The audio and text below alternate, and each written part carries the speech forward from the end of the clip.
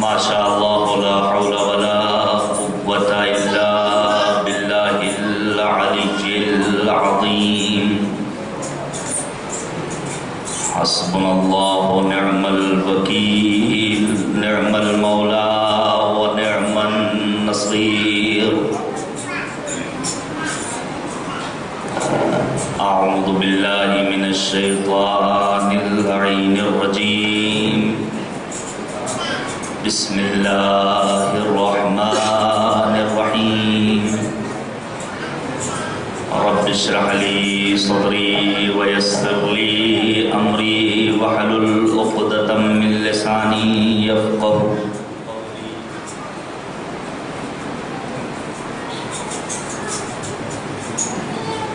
الحمد لله الذي جعلنا من الباقين على السيد الشهداء الذي بكت له الأرض والسماء وناحت عليه الوحوش في الصحراء والطيور بين الفضاء. وصلى الله على جده محمد المصطفى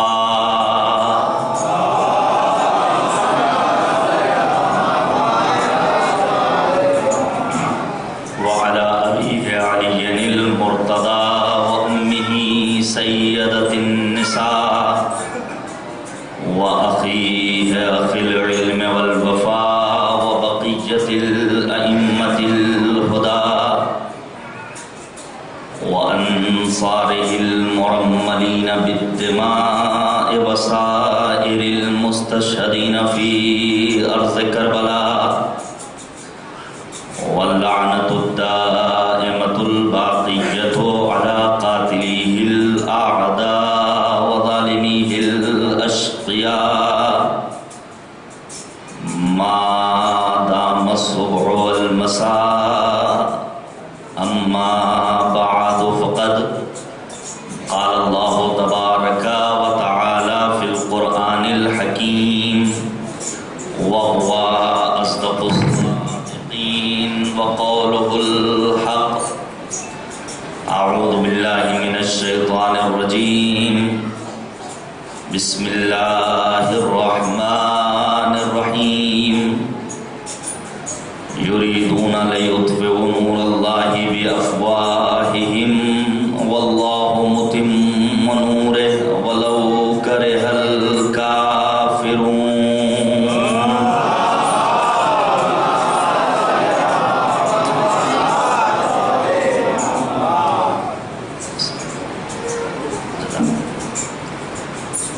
عزیزان گرامی، گزارش ہے کہ ایک مرتبہ سورہ حمد اور 3 مرتبہ سورہ اخلاص کی تلاوت فرما کر مرحوم مغفور جناب سید ذکی حیدر ابن سید رضی حیدر کی روح کو ارسال فرما دیں.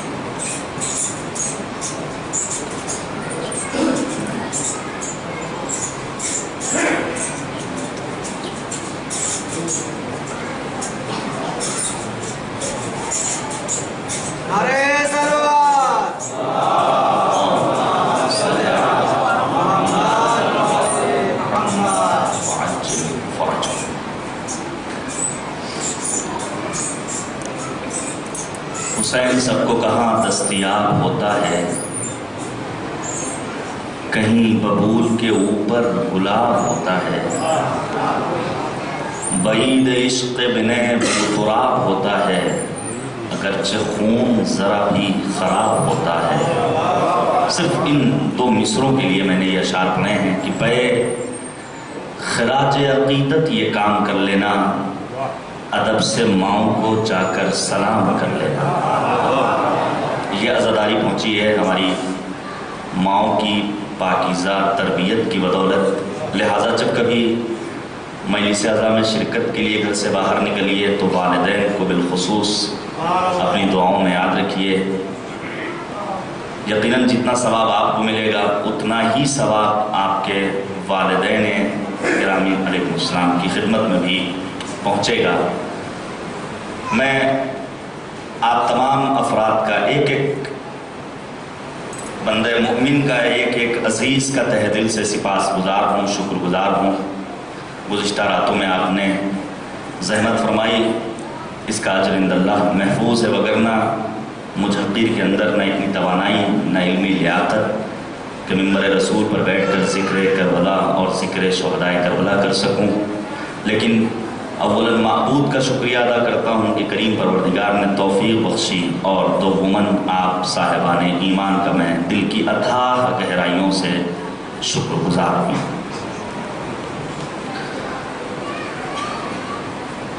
करबला आज कूफे के नज़दीक किसी बेआबो गया सहरा और बयाबान का नाम नहीं है, बल्कि करबला शहादतों का एक ऐसा गुलशन है जिससे फ़िज़ाए इस्लाम मुअत्तर है। क्या किया सैयदुश शुहदा हज़रत अबा अब्दुल्लाह हुसैन अलैहिस्सलातु वस्सलाम ने।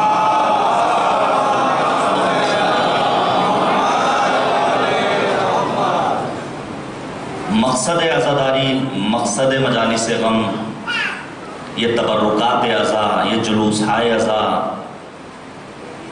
इन तमाम चीज़ों के पीछे जो अहम तरीन मकसद है वो ये कि हम मारिफत हासिल कर सकें, हमारे अंदर बसीरत पैदा हो सके, और इसी बसीरत के नतीजे में हम इन मुक़द्दस ज़वात से तवस्सुल करते हैं परवरदिगार तक पहुँचने के लिए। ये मुक़द्दस हस्तियाँ जिन्हें हम परवरदिगार की बारगाह में अपनी रसाई के लिए वास्ता बनाते हैं, दुनिया लाख कहती रहे, या अली कहना छोड़ दो, सदाए या हुसैन बुलंद करना छोड़ दो, अगर तुम्हारे पास कोई हो तो तुम भी लेकर आओ।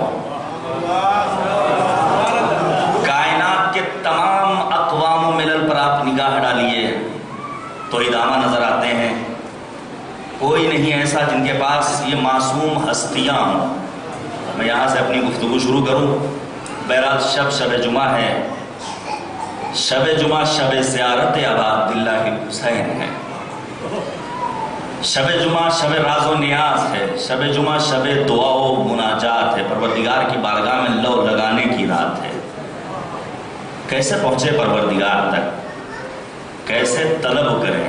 यही मुक़द्दस हस्तियाँ हैं जिन्होंने हौसला बख्शा है कि इनके वास्ते और वसीले से हम अपने परवरदिगार से महव तकल्लुम होते हैं। लेकिन दीनी माहौल अपनाना होगा, माहौली दीन से हमें अपने आप को निकालना होगा। दीनी माहौल कैसे अपनाएंगे? सिर्फ और सिर्फ सैयदुस साजिदीन ज़ैनुल आबिदीन हज़रत इमाम अली इब्न हुसैन अलैहिस्सलाम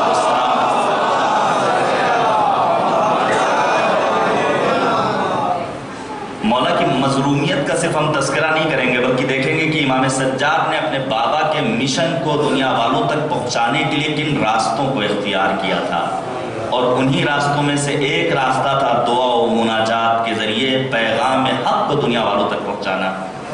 पढ़िए आप सहीफ़े सज्जादिया, तकरीबन 54 दुआएँ हैं इस सहीफ़े सज्जादिया में। हम और आप वाकिफ़ हों या ना हों, लेकिन जब मुफ्ती आज़म मिस्र में रहने वाले के पास हमारे वक्त के मर्जा सहीफ़े सज्जादिया भेजते हैं तो वो हर्फ़ तशक्कुर लिखकर ख़त भेजते हैं कि मैं आपका शुक्रगुजार हूँ कि आपने इतनी अजीम किताब हमारे दरमियान भेजी। हम तो सिर्फ कुरान को जानते थे।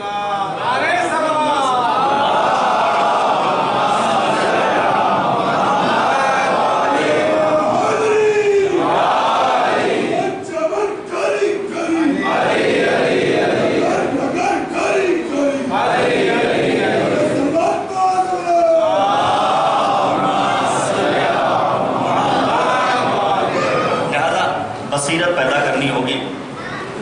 हम अहले बैत अतहार के मानने वाले हैं, हमें परवरदिगार तक पहुंचना है। ये अज़ादारी दर हकीकत सिर्फ इसलिए कि हम अल्लाह की मारिफत हासिल कर सकें, और ये कब मुमकिन होगा? जब अहले बैत को हम पहचान सकें। मैं आपके सामने अर्ज़ करूँगा, اگر معرفت اہل بیت حاصل ہو رہی ہے اور اس کے نتیجے میں ہم پروردگار کی شناخت پیدا کر رہے ہیں تو یہ عزاداری گویا اپنا اصل مقصد پورا کر رہی ہے۔ سوال پیدا ہوتا ہے کہ پروردگار عالم نے 1,24,000 انبیاء کیوں بھیجے؟ یہ آسمانی کتابیں، صحف ابراہیم و موسیٰ، یہ صحیفے، یہ ائمہ اطہار علیہم السلام کا زرین سلسلہ، کیا ضرورت تھی؟ پروردگار ایسا کرتا کہ وقت اذان، توجہ کیجیے گا، وقت اذان ایک فرشتے کو مامور کرتا کہ وہ آئے اور آنے کے بعد صدائے تکبیر بلند کرے، نہ مؤذن کو زحمت ہوتی، نہ مائک آن کرنا پڑتا، اور سب تک پوری دنیا میں وہ آواز اذان پہنچ جاتی۔ پروردگار عالم ان کتابوں کو کیوں بھیج رہا ہے؟ آسمان پر اپنی قدرت کاملہ کو استعمال کرتے ہوئے ایک عبارت تحریر کر دیتا اور دنیا والے دیکھنے کے بعد پہچان جاتے حق یہ ہے، باطل یہ ہے۔ دیکھیے، دو طرح کے قرب ہوا کرتے ہیں، ایک قرب قرب حقیقی ہے، ایک قرب قرب اضافی ہے۔ توجہ کیجیے گا، میرا آپ سے فاصلہ کتنا ہے؟ مجھے بھی معلوم ہے کہ میرا یہ فاصلہ آپ سے تقریباً 3 فٹ 4 فٹ 5 فٹ کا ہے، آپ کو بھی اس کا اندازہ ہے، لیکن میرا اس دیوار سے فاصلہ کتنا ہے مجھے تو اندازہ ہے، لیکن دیوار کو اندازہ نہیں۔ کیوں؟ کیونکہ دیوار کے اندر سکوت پایا جاتا ہے، دیوار جامد ہے۔ توجہ کیجیے گا عزیزان گرامی، یہ ہمارا اور آپ کا جو فاصلہ ہے جسے ہم بھی محسوس کر رہے ہیں، آپ بھی سمجھ رہے ہیں، یہ قرب قرب حقیقی ہے۔ کیوں؟ کیونکہ اللہ نے ہمیں اور آپ کو دولت عقل سے نوازا ہے، لیکن میرا دیوار سے جو فاصلہ ہے یہ قرب قرب اضافی کہلائے گا۔ مجھے تو شناخت ہے کہ ہم 10 فٹ کے فاصلے پر ہیں دیوار سے، لیکن دیوار کے اندر چونکہ جمود پایا جا رہا ہے، لہٰذا ہم سمجھ رہے ہیں لیکن دیوار سمجھنے سے قاصر و عاجز ہے۔ بس یہیں سے میں اپنی بات کو آپ تک پہنچانا چاہتا ہوں۔ پروردگار عبارت تحریر کر دیتا، انبیاء نہ بھیجتا، ملائکہ کو موکول قرار دیتا اور کہتا کہ جاؤ تم جا کر کے صدائے اذان بلند کرو۔ پروردگار نے تو قرآن میں آواز دی کہ اے میرے بندے، میں تیری شہرگ حیات سے زیادہ قریب ہوں۔ توجہ کیجیے گا عزیزان گرامی، میں اور واضح لفظوں میں اپنے جوان دوستوں کے لیے، اپنے نوجوان بھائیوں کے لیے عرض کروں، یہ انسان بڑا چالاک ہے۔ اگر پروردگار ایسا کرتا کہ آسمان میں عبارت تحریر کر دیتا کہ وقت اذان آ گیا ہے، ملائکہ کو حکم دے دیتا کہ تم جا کر کے اذان کہہ دو، تو یہ انسان جب پروردگار کی بارگاہ میں پہنچتا تو پروردگار عالم جب سوال کرتا تم نے نماز پڑھی ہے، تو یہ انسان اپنی چالاکی کا مظاہرہ کرتا، مالک تجھے خستگی کا کیا احساس؟ توجہ کیجیے گا، تیرے پاس تو نہ جسم ہے، تو جسم و جسمانیات سے منزہ اور مبرہ ہے، تجھے کیا معلوم تھکن کیا ہوتی ہے؟ تو نے روزہ رکھا ہے؟ نہیں کریم پروردگار، دن میں اتنی شدید گرمی ہوتی ہے، اس میں روزہ رکھنا، سروس پیشہ، نوکری، دکان، کہاں ممکن ہے؟ تو نے حج کیا ہے، مالک اتنا پیسہ خرچ کر کے اتنی محنت سے پیسہ کماتے ہیں، پھر حج کے سفر کے لیے اتنا لمبا سفر طے کریں، اپنا سرمایہ حیات خرچ کر دیں، جہاد میں شرکت کیا تو نے؟ نہیں مالک، تجھے کیا معلوم کہ جب زخم لگتا ہے تو انسان کو کتنی تکلیف ہوتی ہے؟ توجہ کیجیے گا عزیزان گرامی، پروردگار عالم جب اپنے بندے سے سوال کرتا ہے کیا تو نے نماز پڑھی، کیا تو نے روزہ رکھا، کیا تو نے حج بجا لایا، کیا تو نے جہاد کیا، تو یہ بندہ اپنی چالاکی کا مظاہرہ کر کے پروردگار کو خطاب کر کے آواز دیتا ہے، مالک تجھے کیا معلوم تھکن کسے کہتے ہیں؟ کیا پروردگار عالم کا جو ہم سے قرب پایا جا رہا ہے، یہ قرب ہمارا اور دیوار والا قرب ہو کہ پروردگار کا قرب تو ہمیں پتا ہے، لیکن ہم پروردگار سے کتنا قریب ہیں کیسے معلوم ہوگا؟ یہ قرب کون سا قرب درکار ہے؟ عجب نہیں آواز قدرت آئے، مجھے معلوم تھا تم اپنی تیز ہوشی کا مظاہرہ کرو گے، بیجا اپنے آپ کو تیز ہوش کہلانے کے شوقین ہو تم، اسی لیے میں نے اس روئے زمین پر ایسے ہادیان برحق کو بھیجا ہے۔ توجہ کیجیے گا، جو دن بھر یہودی کے بعد میں محنت بھی کرتے ہیں، روزہ بھی رکھتے ہیں، رات بھر عبادت بھی کرتے ہیں، ان کی عبادت کا عالم یہ ہوتا ہے ہے. توجہ کیجیے گا, ان کی عبادت کا عالم یہ ہوتا ہے رات میں نماز کی ادائیگی کے لیے اتنا قیام کرتے ہیں, پروردگار آواز دیتا ہے قم اللیل الا قلیلا, رات میں قیام کیا کرو لیکن ذرا کم. لہذا یہ معصوم ہستیاں در حقیقت پروردگار کے صفات کا مظہر ہیں, ان کے ذریعے ہم پروردگار تک پہنچ سکتے ہیں.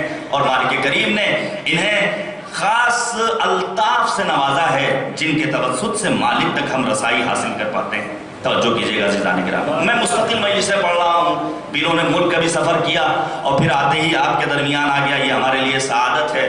میں نے اپنے میزبان سے کہا بھائی ایسا ہے کہ ذرا تکلیف محسوس ہو رہی ہے, دنیا اعتراض کرتی ہے, کیوں کہتے ہو یا علی, کیوں کہتے ہو یا حسین, یہ یا عباس, یہ اہل بیت اطہار علیہ السلام کو پکارنا یہ کیوں ہے؟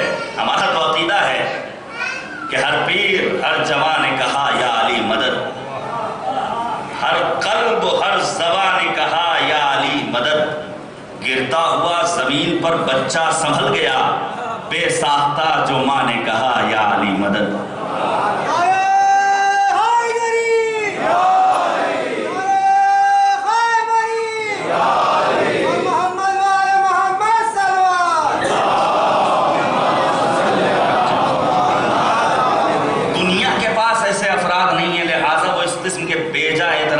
اس میں ہمیں الجھنے کی ضرورت نہیں ہے. میں بہت سادی مثال دے کر کے اپنی بات کو آگے بڑھانا چاہتا ہوں. یاد رکھیے میں مستقل مجلسیں پڑھ رہا ہوں, گلو گرفتگی ہے, ذرا تکلیف محسوس ہوئی, میں نے کہا ذرا گرم پانی کا انتظام کر دیجئے.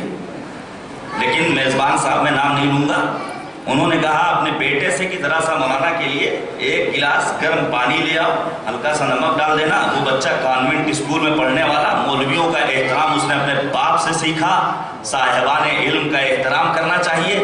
اب اس نے کیا کیا, علماء کی شان کو مد نظر رکھتے ہوئے اپنے والدین کی اجازت کے بغیر, میں گزارش کروں گا اپنی خواہران سے اگر ذرا سا ممکن ہو تو لے کر باہر نکل جائے بچے کو, تاکہ کسی طرح کی کوئی مزاحمت ایجاد نہ ہو. ایک صلوات دیجیے گا پر محمد والے.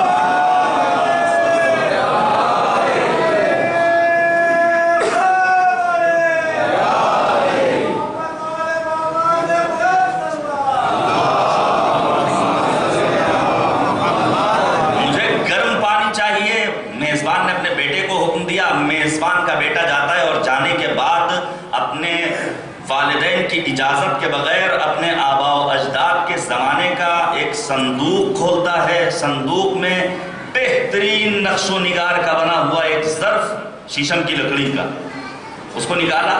نکالنے کے بعد اس میں پانی رکھا اور اسے چولہے کے حوالے کر دیا. صاحبان عقل بیٹھے ہوئے, انصاف سے بتائیے اس ظرف کا حشر کیا ہوگا؟ جیسے ہی آگ کے سپرد کیا وہ جل کر راکھ ہو جائے گا. عزیزان گرامی وہ دوڑتا ہوا آیا میرے پاس اور آنے کے بعد کہا آپ چلے جائیے, یہاں علماء موجود ہیں, ایک طویل فہرست ہے, بینر آپ کے سامنے لگا ہوا ہے, اس فلیکس پر دیکھ لیجئے, کوئی دوسرا آئے گا پڑھ لے گا. میں نے کہا ہوا کیا؟ کہنے لگا آپ نے پانی منگایا, میں نے ایسے ظرف کا انتخاب کیا اور اس کے بعد وہ ظرف جو ایک عرصے سے میری اماں نے سنبھال کر رکھا تھا وہ خاکستر میں تبدیل ہو گیا. میں نے کہا میاں تم کانوینٹ اسکول میں پڑھتے ہو, تمہارے پاس اتنا شعور ہونا چاہیے, تمہاری عقل اتنی بلند ہونا چاہیے کہ تم کس ظرف کا انتخاب کر رہے ہو. ایسے ظرف کا انتخاب کرتے جس کے اندر یہ صلاحیت پائی جاتی کہ وہ پانی کو گرم کر کے تمہارے سامنے پیش کر دے. اب دنیا حیرت نہ کرے کہ ہم کیوں صدائے یا حسین بلند کرتے ہیں. ہم ان مقدس ہستیوں کو پکارتے ہیں جو خود بھی پاکیزہ ہیں, جو ان کے در سے وابستہ ہو جاتا ہے وہ بھی پاکیزہ ہو جاتا ہے. صلوات بھیجیے گا بر محمد و آل.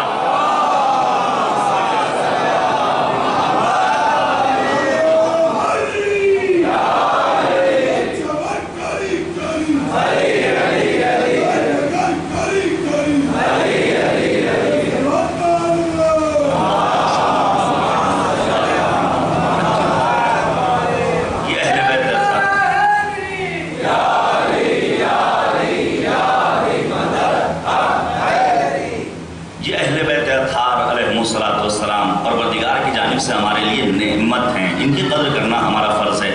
دنیا کا عام انسان ان کا مقابلہ نہیں کر سکتا ہے. یاد کیجئے, تاریخ اسلام کا مطالعہ کیجئے, متوکل جیسا ظالم و جابر ابن سکیت جیسے ادیب سے سوال کرتا ہے. جی وہ غریب سوال کیا, سوال کرتا ہے یہ بتاؤ کہ علی کے بیٹے حسن و حسین افضل ہیں یا میرے فرزند منتصر اور معتز؟ ابن سکیت حیرت میں پڑ گئے اور کہتے ہیں کیسا سوال کرتے ہو؟ خاک کا افلاک سے بھلا کیا مقابلہ کیا جا سکتا ہے؟ نور اور ظلمت کیسے آپس میں قابل تقابل ہیں؟ یہ دونوں چیزیں آپس میں قابل تقابل نہیں ہیں۔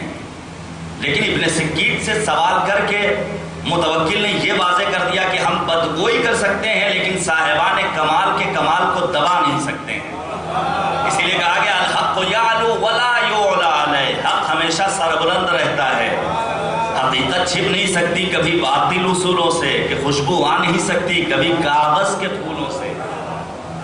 دنیا نے لاکھ دبانا چاہا، لاکھ امیر المؤمنین اور دیگر مقدس ہستیوں کے لیے بدگوئیاں کی گئیں، لیکن آج بھی ان کا نام سرفراز ہے، سربلند ہے۔ وہ امت ہوا کرتی ہے جو پیغمبر اعظم ختمی مرتبت حضرت محمد مصطفیٰ صلی اللہ علیہ وآلہ وسلم، نبی اعظم کے قدم کو اپنے سر پر رکھنا اپنے لیے باعث افتخار سمجھتی ہے۔ ہم ان شہزادوں کے ماننے والے ہیں جو راکب دوش نبی اعظم ہیں، اور جب حسن و حسین سواری کرتے ہیں پشت رسالت پر اور بڑھ کر کوئی ناز کرتا ہے کہ اتنی اچھی سواری ہے، تو حشاش و بشاش رہنے والا پیغمبر آواز دیتا ہے یہ نہ کہو سواری کتنی اچھی ہے بلکہ یہ کہو سوار کتنے اچھے ہیں۔ ایک جملہ آپ کے سپرد کر رہا ہوں، سواری کی تعریف کرنا یہ نقص ذہنیت ہے، سوار کی تعریف کرنا یہ کمال انسانیت ہے۔ صلوات بھیجیے گا بر محمد و آل محمد۔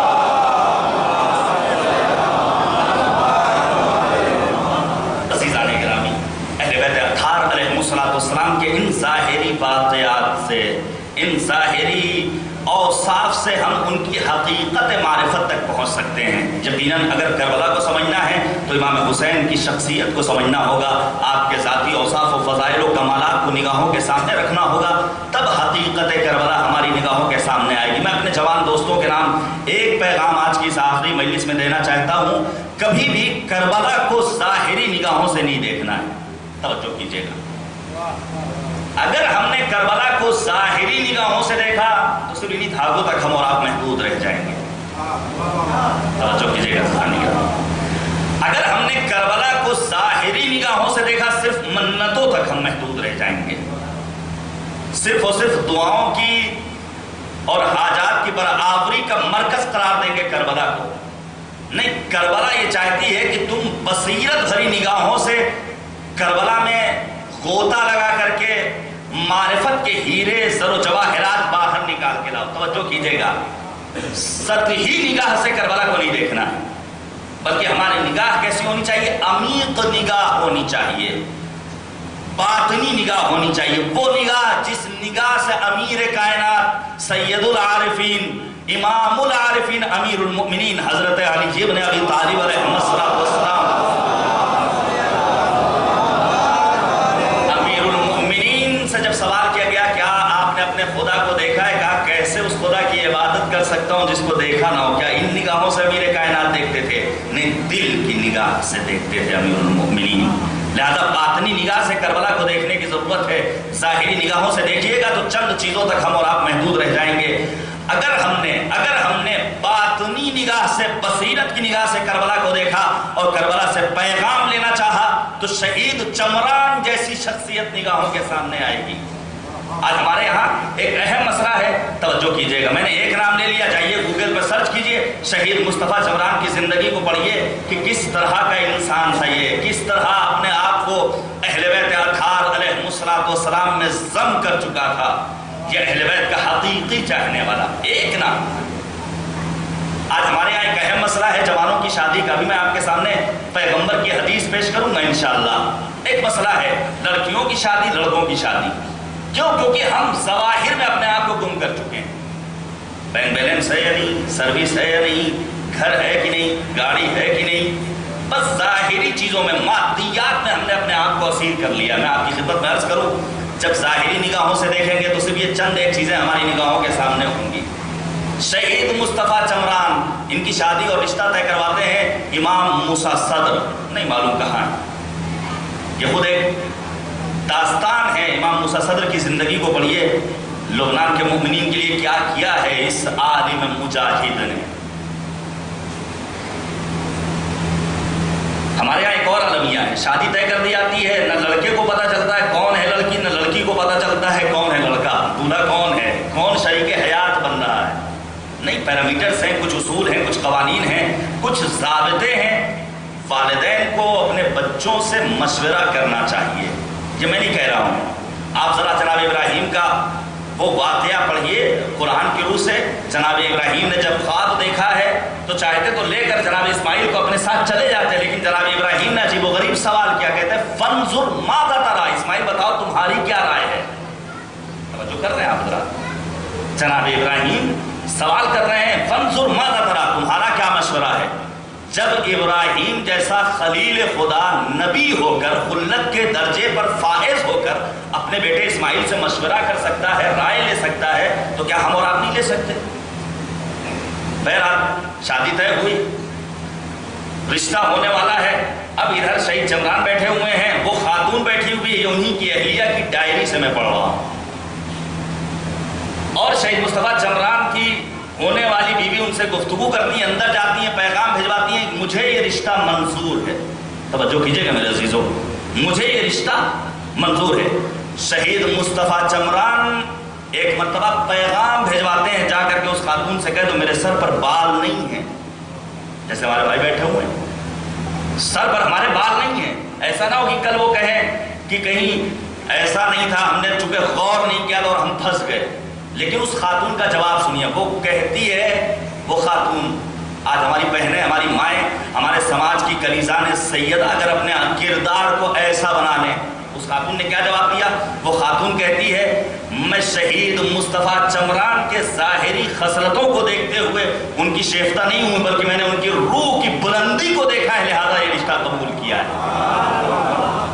توجہ کیا ذرا، ظاہری نگاہوں سے کربلا کو دیکھا جائے گا، ظاہری نگاہوں سے دین کو دیکھا جائے گا تو تمام تر رکاوٹیں سامنے آئیں گی، لیکن حقیقت بینی اگر پائی جائے گی تو پھر انسان دین کے قوانین کے مطابق اپنی زندگی بسر کرے گا۔ ظاہراً آج کی یہ مجلس ایصال ثواب کی مجلس ہے۔ میں والدین کا بہت احترام کرنے کا قائل ہوں، کیوں؟ کیونکہ قرآن کا دستور ہے، اور ہر والدین کو، ہر ماں باپ کو، میری ابھی کچھ عمر نہیں، بچہ کم سن ہے، لیکن پھر بھی سوچتا ہوں کہ ایک مرتبہ جو کہہ دیا بس فوراً اس کو فالو کرنا شروع کر دے۔ والدین کی ایک خواہش اور تمنا ہوتی ہے کہ والدین کا کہنا مانے اس کے بچے، اور ماننا چاہیے، کیوں؟ کیونکہ قرآن نے کہا وَلَا تَقُلْ لَهُمَا اُفْ، اف بھی نہ کہنا۔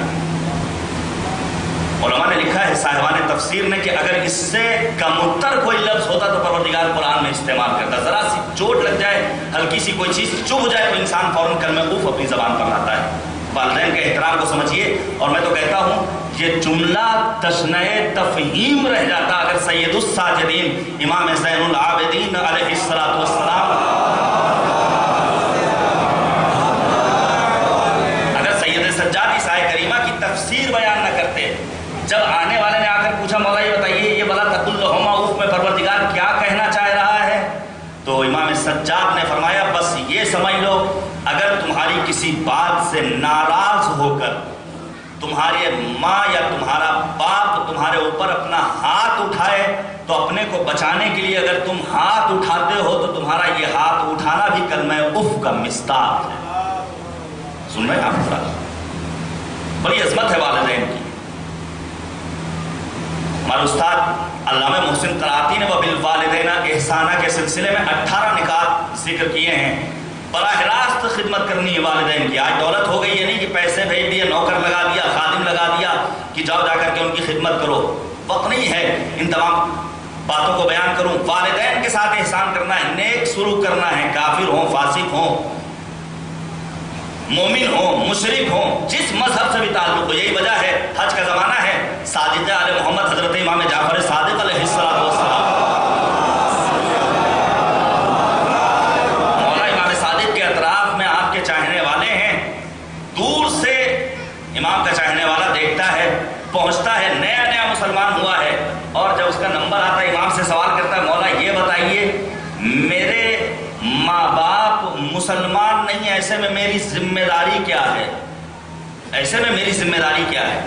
امام نے صرف 2 سوال کیے، نہایت مختصر سوال۔ امام نے پوچھا یہ بتاؤ کیا تمہارے ماں یا تمہارا باپ، تمہارے والدین خنزیر کا گوشت کھاتے ہیں، سور کا گوشت کھاتے ہیں؟ نہیں مولا۔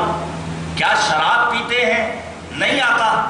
امام نے قیمتی جملہ کہا ہے، والدین کی عظمتوں کو ہمارا سلام۔ امام کہتے تم یہاں کیا کر رہے ہو؟ تمہارا حج تمہارے والدین کے قدموں تلے نہاں ہے، جا کر کے ان کی خدمت کرو، حقیقی حج کا ثواب تمہیں وہاں مل جائے گا۔ بہت ساری روایات اس سلسلے میں آپ سنتے رہتے ہیں، لیکن اس کے مقابلے میں والدین کی بھی اپنی ذمہ داریاں ہیں۔ میں 2-3 حدیثیں آپ کے سامنے پیش کرنا چاہتا ہوں تاکہ ہمارا سماج واقعی معنی میں ایک حسینی سماج بن سکے، ایک مہدوی سماج بن سکے۔ میں آپ کے سامنے عرض کروں گا بھی کہ امام زمانہ کی آمد کے لیے کن حالات کا فراہم کرنا ہماری اور آپ کی ذمہ داری ہے، کیسے ہم اپنے سماج کو اس لائق بنائیں کہ امام آ سکیں۔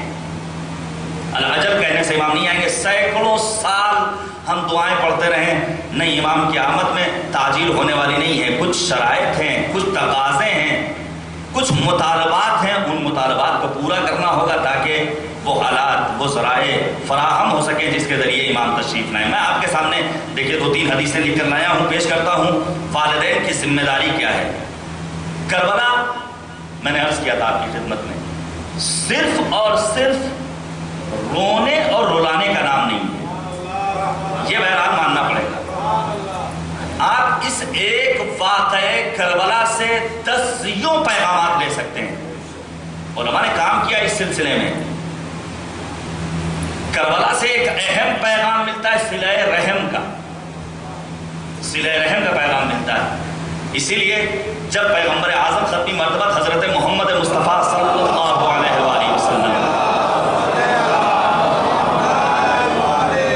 نبی اعظم کے پاس ایک شخص آتا ہے اور آنے کے بعد کہتا ہے نبی خدا، میرے گھر والوں نے، میرے خاندان والوں نے مجھے چھوڑ دیا ہے، میرے سلسلے میں بدگوئی کرتے ہیں میرے خاندان والے، میں نے بھی انہیں چھوڑ دیا ہے۔ نبی نے کہا تم نے اپنے خاندان والوں کو چھوڑ دیا ہے، پروردگار تمہیں چھوڑ دے گا۔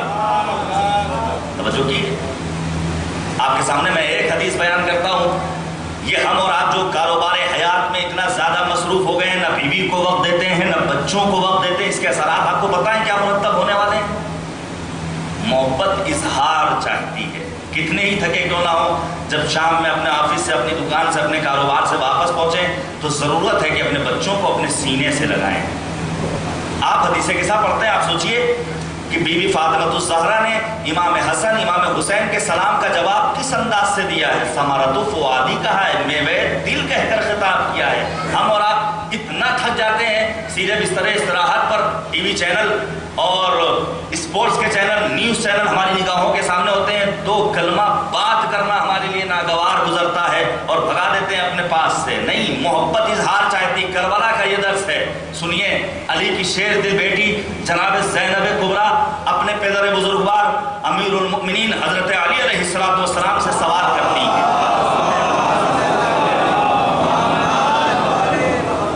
جناب زینب سوال کرتی، اتحبنا یا ابتا، بابا جان کیا آپ ہم سے محبت کرتے ہیں؟ جملہ سنیے گا، جناب زینب سلام اللہ علیہ نے سوال کیا، اتحبنا یا ابتا، بابا جان کیا آپ ہم سے محبت کرتے ہیں؟ امیر المومنین نے فرمایا کیف لا احبکم وانتم ثمرۃ فؤادی، بھلا کیسے ممکن ہے کہ ہم تم سے محبت نہ کریں، تم سب کے سب ہمارے میوے دل ہو۔ لیکن ہمارے ہاں جو محبت پائی جاتی ہے اس پہ دنیا کا رنگ غالب رہتا ہے۔ اہل بیت کے ہاں جو محبت پائی جاتی ہے وہاں للہیت پائی جاتی ہے۔ اب زینب کبریٰ کا دوسرا جملہ سنیے، انہوں نے فرمایا یا ابتا ان الحب للہ والشفقۃ لنا، حقیقی محبت تو پروردگار کے لیے ہے لیکن شفقت و رحمت کا دست مبارک یہ ہم آپ کے بچوں کے لیے، آپ کے فرزندوں کے لیے۔ لہذا کربلا سے خود صلہ رحم کو سیکھنا۔ ابھی آپ کے سامنے بیان کروں گا کہ ایک منتظر کی ذمہ داری کیا ہے، اور اس میں ایک قیمتی روایت پیش کروں گا، بس اتنا سمجھ لیجئے، اگر بھائیوں میں آپس میں کسی ایک بات کو لے کر کے نہ اتفاقی پائی جاتی ہے، بھائی بہن میں لڑائی پائی جاتی ہے، میں جانتا ہوں ایسے افراد کو ہمارے سماج میں، ہمارے معاشرے میں باپ بیٹے کا نہیں ہے، بیٹا باپ کا نہیں ہے، بھائی بھائی کا نہیں ہے، بہن بھائی کی نہیں ہے، بھائی بہن کے نہیں، یہ سارے تذکرے عبث ہیں، بیکار ہیں۔ اگر عباس کا تذکرہ کیا اور دو بھائیوں میں آپس میں اتحاد اور یکدلی اور ہمدردی اور محبت پیدا نہ ہوئی۔ لہٰذا جوان دوستوں اور بزرگوں، اگر اکبر کا تذکرہ کر رہے ہیں تو اکبر کی جوانی کا واسطہ ہے کہ ان محبتوں کو پروان چڑھائیے، نفرتوں اور کدورتوں کو ختم کر دیجئے۔ جب تک نفرتیں رہیں گی، جب تک کدورتیں پائی جائیں گی، امام زمانہ آنے والے نہیں ہیں۔ والدین کی اپنی ذمہ داری ہے۔ پیغمبر نے فرمایا من حق الولد علی والدہ ثلاثہ، ایک بیٹے کا، ایک فرزند کا اس کے باپ پر 3 حق ہے۔ آپ اسی امام سجاد جن کا ہم اور آپ تذکرہ کرتے رہتے ہیں، ان کی کتاب رسالۃ الحقوق پڑھیے، اردو میں ترجمہ ہو چکا ہے۔ حقوق بیان کیے ہیں، استاد کا حق کیا ہے، شاگرد کا حق کیا ہے، کان کا حق کیا ہے، اعضاء و جوارح کے حقوق کیا ہیں، پڑوسیوں کے حقوق کیا ہیں، والدین کے حقوق کیا ہیں، تمام حقوق کو امام سجاد نے بیان کیا ہے۔ پیغمبر فرماتے ہیں من حق الولد علی والدہ ثلاثہ، ایک فرزند کا، ایک بیٹے کا اس کے باپ پر 3 حق ہیں، 3 حقوق ہیں۔ ان یحسن اسمہ، باپ کی ذمہ داری ہے کہ اپنے بیٹے کا بہترین نام رکھے، باپ کی ذمہ داری ہے کہ اپنے بیٹے کا بہترین نام رکھے۔ یہاں تک کی روایات میں ملتا ہے کہ ابھی تم نے شادی کا ارادہ کیا ہے، تم نیت کر لو کہ اگر بیٹا ہوا تو اس کا نام یہ رکھیں گے، بیٹی ہوئی تو اس کا نام یہ رکھیں گے۔ لیکن ہمارے ہاں پریشانی یہ ہے، بقول علامہ ثقیب آخری خدا انہیں سلامت رکھے، انہوں نے بڑی پیاری بات کہی تھی، میرے ذہن میں ابھی محفوظ ہے۔ انہوں نے کہا تھا شادی کرنا واجب نہیں ہے، شادی کر لی تو بچہ پیدا کرنا واجب نہیں ہے، بچہ پیدا کر لیا تو اب اس کی اسلامی تربیت کرنا بہرحال واجب ہے۔ اور یہ تربیت کے اصول میں سے ایک اصل ہے کہ اس کا اچھا نام رکھا جائے۔ وَيُعَلِّمَهُ الْكِتَابَ، دوسرا حق باپ کے اوپر یہ ہے کہ کتاب یعنی قرآن کریم کی تعلیم دے۔ اچھی بات ہے انگلش اسکول میں پڑھانا، کانوینٹ اسکول میں پڑھانا، بہترین کالجز کا انتخاب کرنا، لیکن ساتھ ہی ساتھ قرآن کریم کی تعلیم دینا یہ والدین کی ذمہ داری۔ خیرکم من تعلم القرآن وعلمہ، تم میں بہترین انسان وہ ہے جو خود قرآن پڑھے اور دوسروں کو اس کی تعلیم دے۔ اور تیسرا جو حق ہے ایک باپ پر اس کے بیٹے کا، وَيُزَوِّجُهُ إِذَا بَلَغَ، جب بالغ ہو جائے تو اس کی شادی کے وہ راستے ہموار کرے، اس کی شادی کا سامان فراہم کرے۔ ایسا نہ ہو عمر گزر جائے اور وہ بچہ راہ سے بے راہ ہو جائے، کجربی پائی جائے، کشفکری اس کے یہاں پیدا ہو جائے۔ یہ ذمہ داری ہے ایک باپ کی۔ دوسری حدیث سنیے، أَدِّبُوا أَوْلَادَكُمْ عَلَىٰ 3 خصال، 3 خصلتوں پر اپنے بچوں کی تربیت کرو۔ حب نبیکم، نبی اعظم کی محبت کے پیغام سناؤ۔ میں آپ کی خدمت میں عرض کروں، صرف اور صرف اس امام بارگاہ میں یا دیگر امام بارگاہوں میں مجلس عزا کے منعقد ہونے کا انتظار نہ کیجیے، بلکہ بسا اوقات اپنی فیملی کے ساتھ گھر میں ایک دینی بزم کا انعقاد کیجیے، تبرک تقسیم کیجیے، ذکر اہل بیت کیجیے۔ اس طرح آپ کا بچہ عادی ہو جائے گا کہ کس انداز سے دینی پروگرام میں شرکت کی جاتی ہے۔ جب گھر کے مختصر سے پروگرام میں آپ کا بچہ اس آداب کی رعایت کرتے ہوئے مجلس غم میں شرکت کرے گا، تو جب سینکڑوں کی تعداد میں موجود مومنین کے درمیان آئے گا تو اس کے یہاں ادب پایا جائے گا۔ پھر نبی نے فرمایا وحب اہل بیتہ، اہل بیت اطہار علیہ السلام کی محبت ان کے دلوں میں ڈال دو۔ یہ کب ممکن ہے؟ جب گھروں میں ہمارے یہاں ماحول دینداری کا ہوگا، تدین کا ہوگا اور تذکرہ محمد و آل محمد علیہ السلام کا ہوگا۔ اور پھر تیسری چیز وقراءۃ القرآن، اور قرآن کی تعلیم دو۔ 2 حدیثیں دونوں میں تلاوت قرآن اور قرآن کی تعلیم کے لیے پیغمبر نے اشارہ کیا۔ امیر المومنین نے فرمایا حق الولد علی الوالد ان یحسن اسمہ ویحسن ادبہ ویعلمہ القرآن، والد کے اوپر اس کے بیٹے کے لیے حق یہ ہے، ذمہ داری یہ ہے کہ اس کا نام اچھا رکھے، اسے بہترین ادب سے آراستہ کرے اور قرآن کی تعلیم دے۔ جب یہ سارے مراحل طے ہو جائیں گے تب حقیقت میں ایسی فوج تیار ہوگی جو لشکر امام زمانہ کہلانے کے حقدار قرار پائے۔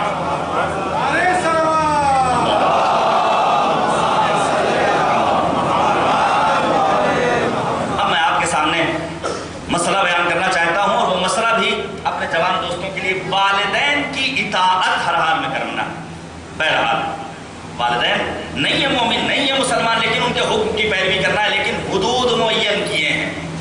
ایسا نہیں کہ باپ کہہ دے بالغ ہو چکا ہے بیٹا، لیکن آج ہم اپنے بیٹوں سے اتنی محبت کرنے لگے ہیں، توجہ کیجیے گا، اتنی محبت کرنے لگے ہیں، بچہ بالغ ہو چکا ہے، بیٹی بالغ ہو چکی ہے، لیکن والدین کہتے ہیں نہیں گرمی میں تمہیں روزہ نہیں رکھنا ہے، تمہاری تعلیم پر اثر پڑے گا۔ تو اب یہاں پر بچوں کی ذمہ داری ہے کہ والدین کے حکم کی اطاعت نہ کریں، یعنی واجبات اگر چھوٹ رہے ہیں تو وہاں پر والدین کی اطاعت نہیں۔ اگر محرمات کا ارتکاب، بسا اوقات بیٹیاں چاہتی ہیں کہ باپ پردہ نکلے، لیکن باپ فیشنیبل ہے، اس کی شان کم ہو جائے گی اپنے ساتھیوں کے ساتھ جب وہ وزٹ کے لیے کہیں جاتا ہے، کہیں گھومنے جاتا ہے، سیاحت کے لیے جاتا ہے، نہیں پردہ ضروری نہیں ہے، دیکھو اس کی بیٹیاں اسی طرح آ رہی ہیں۔ اب ایسے موقع پر بیٹی کی ذمہ داری ہے کہ باپ سے مقابلہ کرے، البتہ ادب کے دائرے میں رہ کر اس محرم اور حرام کام کو چھوڑ دے اور اپنے گھر میں بیٹھی رہے، اگر جانا ہے تو باحجاب ہو کر گھر سے باہر نکلے۔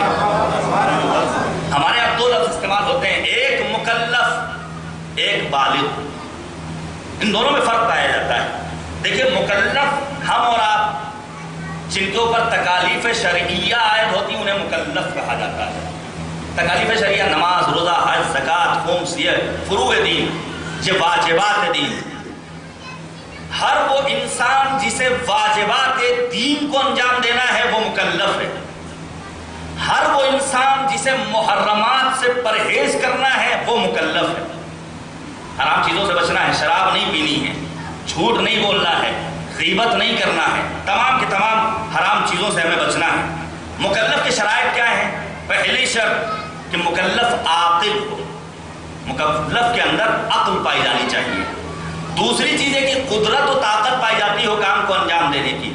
اگر کوئی انسان بدعقل ہے، توجہ کیجیے گا، اگر کوئی انسان ایسا جس کے پاس عقل نہیں، مجنون ہے، دیوانہ ہے، تو اب اس کے اوپر تکالیف شرعیہ عائد نہیں ہوتی ہیں۔ کوئی انسان ایسا ہے اللہ نے عقل تو دی ہے لیکن طاقت و قدرت نہیں ہمارے اندر پائی جاتی ہے، ہمیں گرفتار کر لیا گیا، بند کر لیا گیا، نہیں تم نماز نہیں پڑھ سکتے ہو، چونکہ قدرت نہیں ہے نماز کی ادائیگی پر، لہٰذا اب نماز ہم سے ساقط ہے۔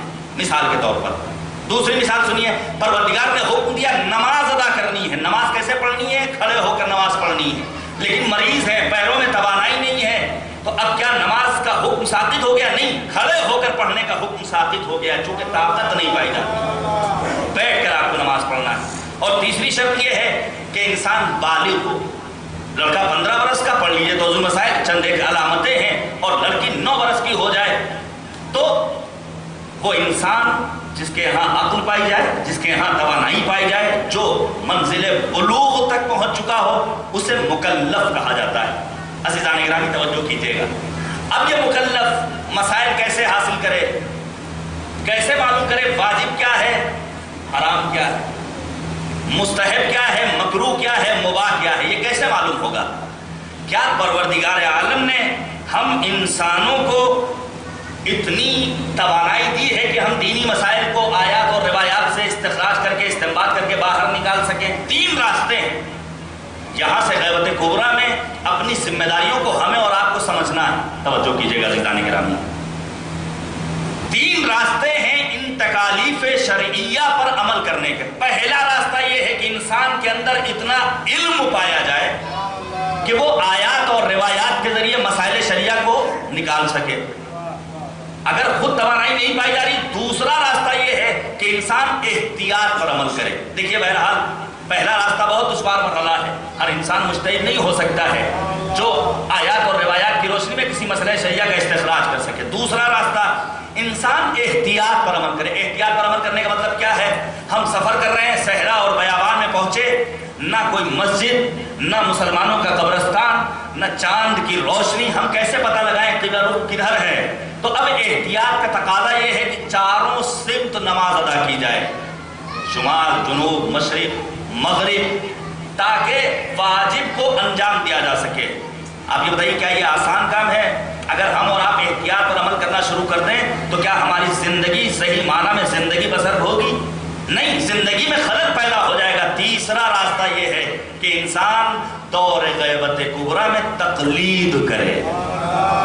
توجہ کیجیے، تیسرا مرحلہ، نہ آپ خود مجتہد نہ آپ احتیاط پر عمل کرنے والے، تو آسان ترین راستہ یہ ہے کہ اپنے مجتہد کے سامنے زانو ادب کو طے کر دیجئے، ان کے مسائل کے مطابق اپنی زندگی کے قدم آگے بڑھائیے، واجبات کو انجام دیجیے، محرمات سے پرہیز کیجیے۔ اسی لیے امام نے فرمایا تھا وَأَمَّا الْحَوَادِثُ الْوَاقِعَةُ فَارْجِعُوا فِيهَا إِلَىٰ رُوَاةِ حَدِيثِنَا فَإِنَّهُمْ حُجَّتِي عَلَيْكُمْ وَأَنَا حُجَّةُ اللَّهِ عَلَيْهِمْ۔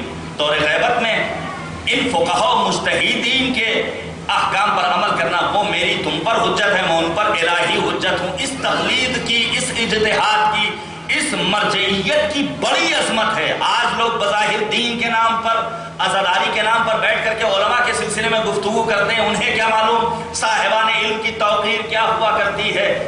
ایسے ایسے صاحبان علم، باخر العلوم کے چاہنے والے، جنہوں نے اپنی زندگی صرف اور صرف رضائے پروردگار کے حصول کے لیے بسر کی۔ میں آپ کے سامنے بیان کروں وہ افراد جو بظاہر آ کر کے 1 گھنٹہ 1.5 گھنٹہ ادھر ادھر کی باتوں میں وقت صرف کر دیتے ہیں، وہ علماء کی شان میں جسارت کرتے ہیں، لیکن جنہوں نے علماء کی سوانح حیات کو پڑھا ہے وہ علماء کی زندگی سے استفادہ کرتے ہیں۔ آپ کے سامنے پیش کروں محقق اردبیلی کی زندگی کا آپ مطالعہ کیجئے، کیسا باعظمت فقیہ۔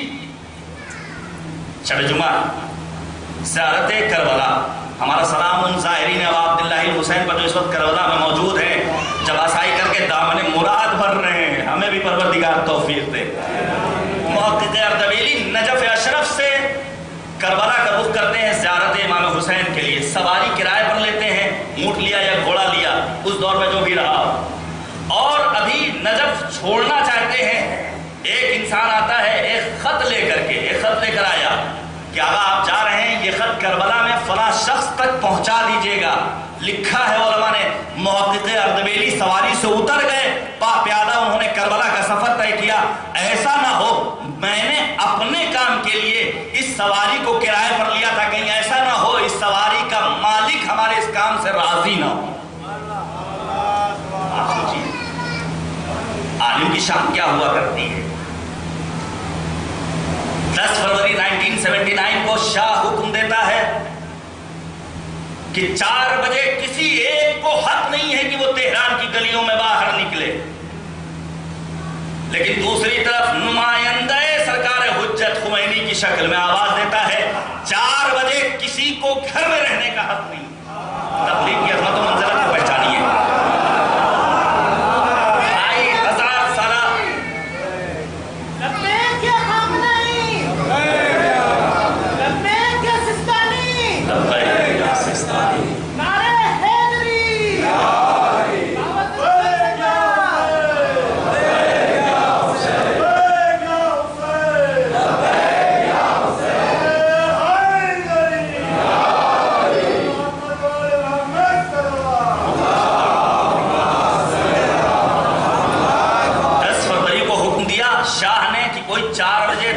سڑکوں پر باہر نہ نکلے، 4 بجے رہبر انقلاب، معمار انقلاب اسلامی ایران، میں نے آپ کے سامنے بیان کیا تھا، ہمارا رہبر تنہا نہ ہو۔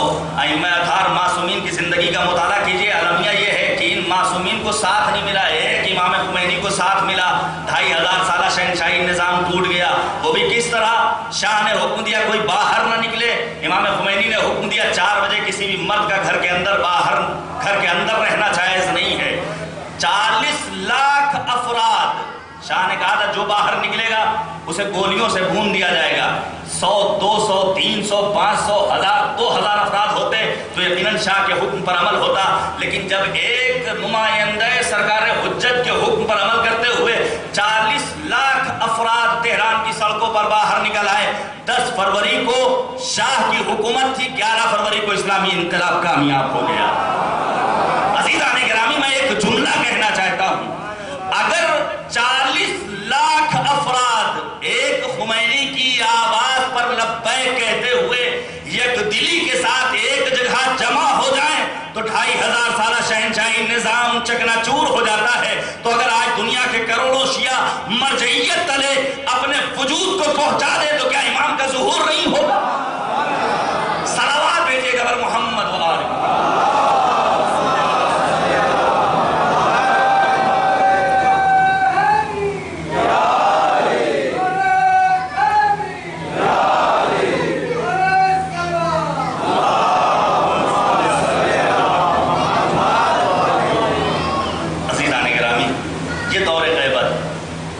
قرآن، یہ اہل بیت۔ بہرحال ہم پروردگار کا شکر ادا کرتے ہیں کہ پروردگار نے ہمیں توفیق دی کہ دامن قرآن سے بھی وابستہ رہیں، دامن اہل بیت اطہار سے بھی وابستہ رہیں۔ نبی نے فرمایا تھا انی تارک فیکم الثقلین کتاب اللہ وعطرتی اہل بیتی ما ان تمسکتم بہما لن تضلوا بعدی ولن یفترق حتی یرد علی الحوض۔ اور آج قرآن ہماری نگاہوں کے سامنے ہے، قرآن کے فرامین پر عمل کرنا ہے اور سرکار حجت کی شکل میں حجت خداوندی پس پردہ غیبت رہ کر ہماری ہدایت اور رہنمائی کر رہا ہے۔ میں نے بہت ساری باتیں آپ کے سامنے بیان کی انتظار کے سلسلے میں، اور بیان کیا کہ دور غیبت کبریٰ میں بہترین عمل یہ ہے کہ انسان اپنے وقت کے امام کے ظہور کی تعجیل کی دعا کیا کرے پروردگار کی بارگاہ میں۔ اور آج شب جمعہ پروردگار کی بارگاہ میں ہم دعا کرتے ہیں، آپ آمین بآواز بلند کہیں، معبود فرزند زہرا کے ظہور میں تعجیل فرما۔ کریم پروردگار اس روئے زمین پر جس جگہ بھی عاشقان حسین فرش عزا بچھا رہے ہیں، معبود ان کی جان، مال، عزت و آبرو و ناموس کی حفاظت فرما۔ عزیزان گرامی توجہ کیجئے گا، یقیناً باب ملاقات بہت اہم ہے، بہت ساری باتیں رہ گئی اس سلسلے میں، لیکن ملاقات اس وقت ممکن ہے جب پروردگار چاہے گا، جب امام چاہیں گے۔ حاج علی بغدادی کا واقعہ میں آپ کے سامنے پیش کروں۔ ہمیں اپنے کردار کو کیسا بنانا ہوگا حبیب کی طرح کہ خط لکھ کر سید الشہداء نے بلایا ہے۔ آپ دیکھیے حاج علی بغدادی کون ہیں؟ 100 دینار یا تومان لے کر پہنچتے نجف اشرف، زمانہ شیخ انصاری کا ہے۔ شیخ انصاری کو 20 تومان دیتے ہیں، شیخ شروخی کو 20 تومان دیتے ہیں، اور شیخ کاظمینی کو 20 تومان دیتے ہیں۔ 60 تومان خمس کی رقم، یہ 60 تومان دے دیے اور چل دیے کاظمین کی جانب۔ وہاں آیت اللہ آل یاسین موجود ہیں، ان سے دوستی بھی تھی۔ 20 تومان ان کو دیے، 100 تومان میں سے 20 تومان کے لیے اجازت لی کہ آقا میرے پاس فی الحال پیسے نہیں ہیں، لہٰذا آپ مجھے اجازت دیجئے، جب ہوں گے تو آپ کو یا کسی دوسرے مرجع وقت کو، کسی فقیہ وقت کو میں دے دوں گا۔ اجازت مل گئی۔ انہوں نے روکنا چاہا لیکن ان کا نہیں، مجھے جانا ہے، پہنچنا ضروری ہے۔ حاج علی بغدادی واپس آ رہے تھے، بغداد پہنچے۔ بغداد پہنچنے کے بعد ان کی ملاقات ہوئی ایک سید سے، با وقار چہرہ، نہیں پہچانتے تھے، سبز رنگ کا ماما ہے، خوبرو سید۔ اور وہ سید کہتا ہے حاج علی کہاں جا رہے ہو؟ نہیں مجھے واپس جانا ہے۔ نہیں چلو چلتے ہیں کاظمین زیارت کرنے کے لیے۔ لیکن حاج علی بغدادی پھر کہتے ہیں مجھے بہت ضروری ہے پہنچنا، اس لیے میں جانا چاہتا ہوں۔ نہیں پہچان پا رہے ہیں کون ہے، وقت کے امام کی معرفت نہیں تھی، ظاہری شناخت نہیں تھی، اس لیے تو امام امیر المؤمنین نے فرمایا تھا دیکھیں گے لیکن پہچان نہیں پائیں گے۔ حاج علی بغدادی کہتے ہیں کہ وہ سید بزرگوار مجھ سے کہتے ہیں دیکھو تم پہلے نجف گئے، توجہ کیجئے گا یہ بھی ایک پیغام ہے، پہلے تم نجف گئے، نجف کے بعد تم کاظمین گئے، تم نے میری امانت ہمارے وکلا تک پہنچائی۔ وہ افراد جو خمس نہیں دیتے ان کے لیے یہ پیغام ہے، یہ خمس کی رقم جسے وقت کا امام اپنی امانت کہہ رہا ہے۔ غاصبین فدق کر ہم اور آپ لعنت کرتے ہیں، لیکن امانت سرکار حجت کو اگر ہم اور آپ ادا نہیں کر رہے ہیں، خمس نہیں نکالنا ہے، تو یقیناً عند اللہ مسئول ہونا پڑے گا۔ فقہا کو اپنا وکیل کہہ رہے ہیں سرکار حجت۔ اور اس کے بعد حاج علی بغدادی کہتے ہیں کہ میں نے بس اپنے کو محسوس کیا کہ اس وقت کاظمین پہنچ چکا ہوں، سڑک ہماری طرف آئی۔ جب امام عالم علم الہی ہوتا ہے تو چشم زدن میں اپنے چاہنے والے کو کاظمین پہنچا دیا کرتا ہے۔ جب تخت بلقیس آ سکتا ہے، تھوڑا سا علم تھا چشم زدن میں، تو یہ تو عالم علم الہی۔ کاظمین پہنچے اور پہنچنے کے بعد اب اتنی ہیبت ہے سرکار حجت کی، پہچان نہیں سکے ہیں۔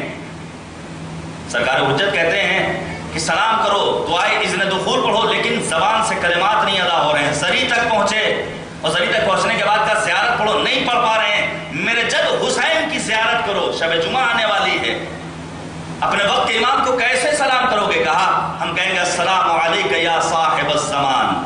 امام نے جواب دیا وعلیک السلام ورحمۃ اللہ وبرکاتہ۔ اب آپ سوچئے ہم اور آپ چاہیں تو اپنے کردار کو حاج علی بغدادی کے کردار جیسا بنا سکتے ہیں۔ حاج علی بغدادی نے آیت اللہ علیہ یاسین سے کہا تھا میرے لیے ایک پرچے پر لکھ دیجئے کہ میں علی کا چاہنے والا عاشق امیر المؤمنین ہوں، شیعہ ہوں، اور میری قبر میں میرے کفن کے ساتھ وہ رکھا جائے گا جو میری شفاعت کا ذریعہ بنے گا، میری نجات کا وسیلہ بنے گا۔ امام زمانہ نے کہا کیا تم نہیں چاہتے ہو کہ میں بھی تمہارے لیے تحریر لکھ دوں کہ تم علی کے چاہنے والے ہو؟ اور قرآن میں سورہ بقرہ میں پروردگار نے آواز دی وَاسْتَشْهِدُوا شَهِیدَینَ، اگر گواہی چاہیے تو دو افراد کی گواہی چاہیے، جانے قربان جائیں ان علماء پر، ان عاشقان اہل بیت اطہار پر جو حاج علی بغدادی کی شکل میں اپنے آپ کو امام کا مطیع و فرما بردار بنا لیتے ہیں، تو وقت کا مرجع بھی سند دے رہا ہے اور وقت کا امام بھی یہ لکھنے کو تیار ہے کہ یہ علی کا چاہنے والا ہے، یہ عاشق امیر المؤمنین ہے۔ صلوات دیجیے گا بر محمد و آلہ۔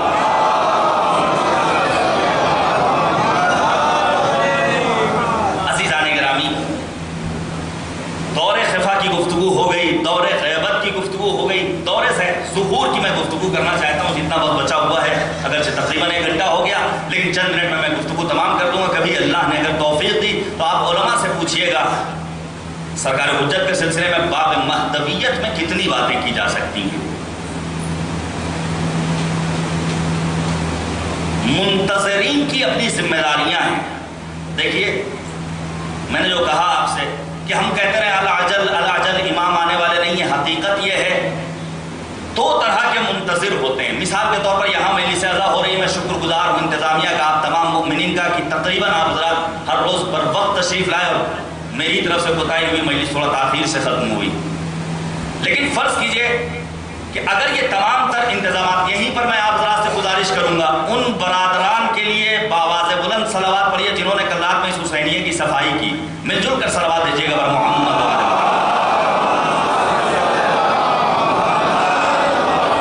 جو کچھ ہم کر سکیں ان اہل بیت کے لیے، جو کچھ کر سکیں، واقعاً دیر رات تک انہوں نے آگے دھلائی کی ہے۔ کیا کسی سے پیسہ ملا؟ کیا کسی نے حکم دیا تھا؟ نہیں، عشق حسینی جس کے لیے پیغمبر نے کہا تھا ان لقتل الحسین فی قلوب المؤمنین حرارۃ لا تبرد ابدا۔ لہذا ہر ایک کی ذمہ داری، یہ نہیں کہ چند ایک افراد کی ذمہ داری ہے، چند ایک افراد کی ذمہ داری نہیں ہے۔ امام کے سلسلے میں ہم جو کچھ کر سکیں ہمیں انجام دینا چاہیے، اور جو افراد انجام دیتے وہ لائق صد تحسین و صد مبارکباد ہیں۔ یہیں پر میں عرض کروں آپ کی خدمت میں، آپ کے اسی شہر میں امام کے سلسلے میں کام ہو رہا ہے امام کے نام سے، اسی لیے ہیں ایسے افراد، توجہ کیجئے گا، ہیں ایسے افراد جو عمرہ کرنے جاتے ہیں امام کی نیابت میں، جو حج کرنے جاتے ہیں امام کی نیابت میں، جو کربلا کی زیارت کو جاتے ہیں امام کی نیابت میں۔ ہم اور آپ گھر سے قدم باہر نکالیں، امام کی نیت سے اپنے قدم باہر نکالیں گے، یقیناً اس کا ثواب 2 بالا ہو جایا کرے گا۔ آپ کے اسی شہر میں ہیں کچھ افراد جو امام کے نام پر صدقہ، خیرات، نیکی جمع کرتے ہیں، آپ ان کا ساتھ دیجئے۔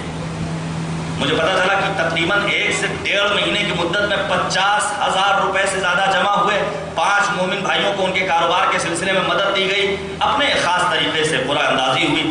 آپ ذرا اگر ساتھ دیں گے، ممکن ہے کل ایک برادر کی والدہ کے لیے اعلان کیا، آج ان کے بڑے بیٹے میرے پاس آئے، میں تو دعا کرتا ہوں معبود انہیں زہرا کی ٹوٹی بسلیوں کا واسطہ دے کر، معبود دعا ہے انہیں شفا کامل و عاجل مرحمت فرمائے۔ لیکن وہ آئے، آنے کے بعد کہا مولانا مجھے اچھا نہیں لگا، میرے چھوٹے بھائی نے آپ سے گزارش کی تھی۔ میں نے کہا کیوں نہیں، ہم اور آپ بنی آدم اعضائے یکدیگرن، بنی آدم ایک دوسرے کے اعضاء ہیں، اگر ایک عضو کو تکلیف ہوتی ہے تو دوسرا عضو خود بخود کراہتا ہے۔ ہم اور آپ ایک دوسرے کے بھائی ہیں، ایک دوسرے سے ہمارا خونی رشتہ نہیں ہے، لیکن ایمانی محبت کا تقاضا ہے کہ کوئی مشکل میں گرفتار ہو تو اس کی مدد کی جائے۔ مدد کرنے والوں نے اللہ جزائے خیر دے۔ اگر ایک انسان مجلس اعزا منعقد کر رہا ہے، بالفرض رات 8 بجے کا اعلان ہوا، اس نے 8 بجے کے پہلے تمام تر انتظامات کو مکمل کر لیا اور ایک دم سے طوفان آ گیا، بارش آ گئی، اب اسے کسی طرح کی کوئی پریشانی نہیں ہوگی۔ کیوں؟ کیونکہ تبرک آ چکا ہے، مولانا یہاں موجود ہے، نوحہ خان موجود ہے، پیشخوانی کرنے والے افراد موجود ہیں۔ لیکن کوئی ایسا انسان ہو جو مجلس اعزا منعقد کرے، 8 بجے کا اعلان کرے اور 7:45 بجے اس کو فکر ہو ابھی تبرک لانا ہے، ابھی ذاکر کو فون کرنا ہے، ابھی نوحہ خان کو بلانا ہے، ابھی تلاوت کرنے والے کو بلانا ہے، اور ایک دم سے طوفان آ جائے تو سوچیے اس کے دل پر کیا گزرے گی۔ ان کو فون کر رہا بھیا ادھر سے آنے لگنا تو تبرک لے آنا، ان کو فون کرے گا مولانا کو اپنے ساتھ لیے چلے آنا۔ کیوں؟ کیونکہ وقت سے پہلے اس نے اپنے پروگرام کے انعقاد کے لیے اپنے آپ کو تیار نہیں کیا ہے۔ ہمیں پہلے والی منتظر منتظر کی طرح، منتظم کی طرح اپنے آپ کو بنانا ہے کہ اپنے وجود کو آمادہ کر لیں ہر لحاظ سے، ماحول کے اعتبار سے، گھر کے اعتبار سے، عبادت کے اعتبار سے، فضا کے اعتبار سے، ہر لحاظ سے، کہ جب پروردگار کا حکم مل جائے سرکار حجت اس روئے زمین پر لوگوں کی نگاہوں کے سامنے آ جائے۔ عزیزان گرامی، اس دور غیبت میں ہم اور آپ جو انتظار کر رہے ہیں، بڑے فائدے ہیں، اس کے بڑے فائدے ہیں، بہت فائدے ہیں۔ پہلا فائدہ امام سید الساجدین حضرت زین العابدین علیہ السلام نے فرمایا، مولا امام سجاد فرماتے ہیں کہ جو انسان ہمارے آخری فرزند، آخری وصی پیغمبر کا انتظار کرنے والا ہوگا، وہ انسان کائنات کا افضل ترین انسان ہوگا۔ یہ ہمارے لیے کم سعادت نہیں ہے کہ ہم کائنات کے افضل ترین انسانوں میں شمار ہوتے ہیں۔ وہ انسان جو امام کا واقعی منتظر ہوگا، اس کے لیے روایات میں ملتا ہے کہ وہ صدر اسلام میں ہونے والی جنگوں میں شہید ہونے والے شہداء سے زیادہ اجر و ثواب اور فضیلت رکھتا ہے۔ حضرات توجہ کر رہے ہیں آپ لوگ؟ اگر تھک گئے ہو تو میں گفتگو تمام کر دوں۔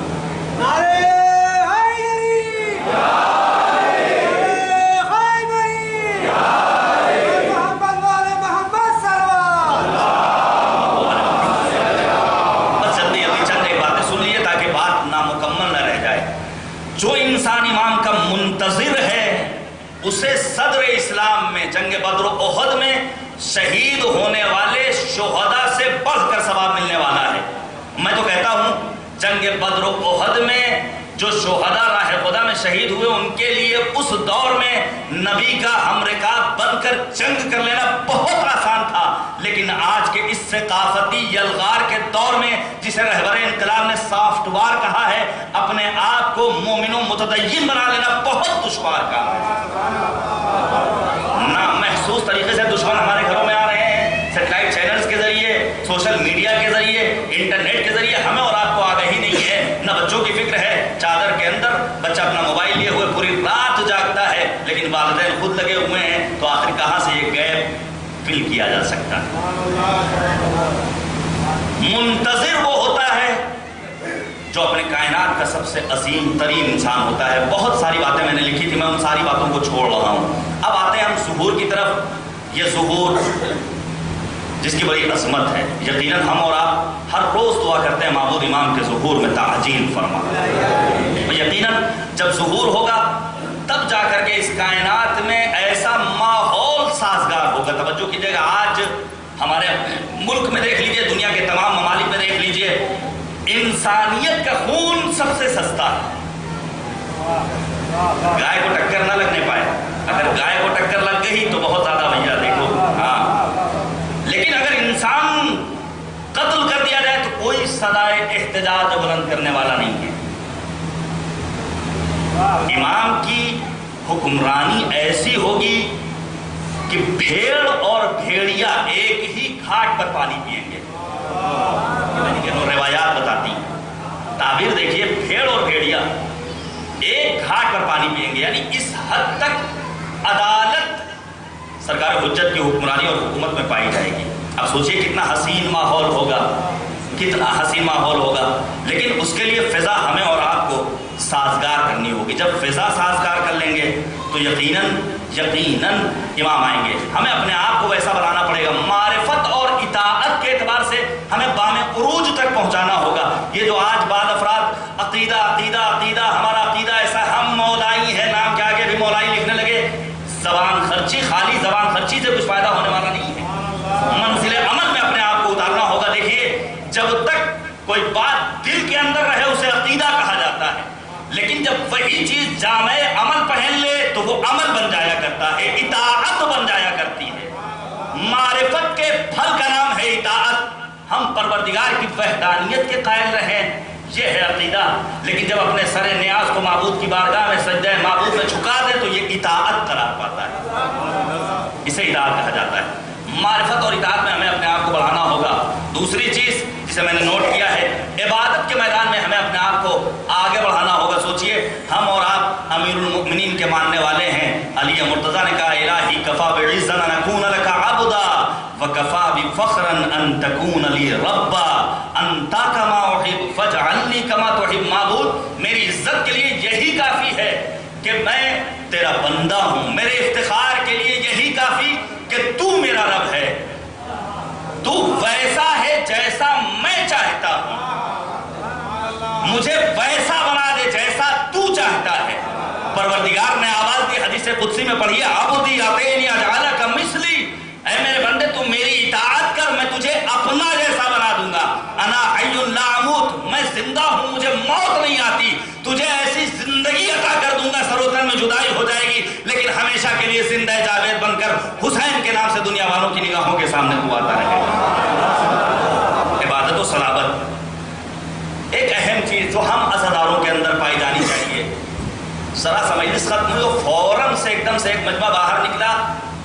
حقوق الناس کی رعایت میں آپ کے سامنے عرض کروں، آپ نے سنا ہوگا جب سید الشہداء مکے سے نکلے ہیں تو کثیر تعداد میں امام کا ساتھ دینے والے افراد تھے، تقریباً 500-700 افراد۔ امام نے خطاب کر کے کہا دیکھو اگر کوئی انسان حق اللہ کو ادا نہیں کرتا ہے تو واپس ہو جائے، کچھ افراد چھٹے۔ امام نے کہا اگر کوئی انسان ایسا ہے جو حقوق الناس کی رعایت نہ کرتا ہو واپس چلا جائے۔ ہم اور آپ حقوق الناس کی رعایت نہیں کرتے ہیں، چپلوں کو رون دیتے ہیں، بہترین جوتے انہیں پامال کر دیتے ہیں، نہیں، حقوق الناس کی رعایت اس فرش ازا سے سیکھنی ہے۔ جذبہ ایثار پیدا کرنا ہے۔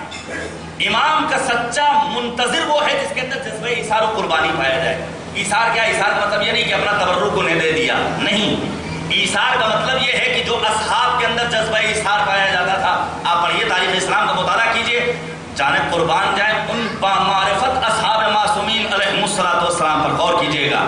جنگ نبی کا ساتھ دینے والا لشکر اسلام کا سپاہی شدید زخمی ہے، پانی کا مطالبہ کرتا ہے، توجہ کیجئے گا سکھانے کا، پانی کا مطالبہ کیا، لے کر پانی لانے والا پانی لے کر پہنچا، لیکن اس نے دوسرے کی جانب اشارہ کیا جو اس سے زیادہ پیاس محسوس کر رہا تھا۔ اس دوسرے نے اس تیسرے زخمی کی جانب اشارہ کیا، پہلے پانی اسے پلا دو۔ اب یہ جب اس تیسرے کے پاس پہنچا وہ شہید ہو چکا ہے، اس کی جان اس دنیا میں نہیں باقی رہ گئی۔ دوسرے کے پاس پہنچا وہ بھی قربان ہو چکا ہے۔ پہلے کے پاس پہنچا جس نے سب سے پہلے پانی کا مطالبہ کیا تھا، وہ بھی اپنی جان پروردگار کے سپرد کر چکا ہے، درجہ شہادت پر فائز ہو چکا ہے۔ جب یہ جذبہ ایثار و قربانی ہمارے درمیان پیدا ہو جائے گا تو راہ ہموار ہوگی سرکار حجت کی آمد کی۔ ایک صلوات بھیجیے گا محمد۔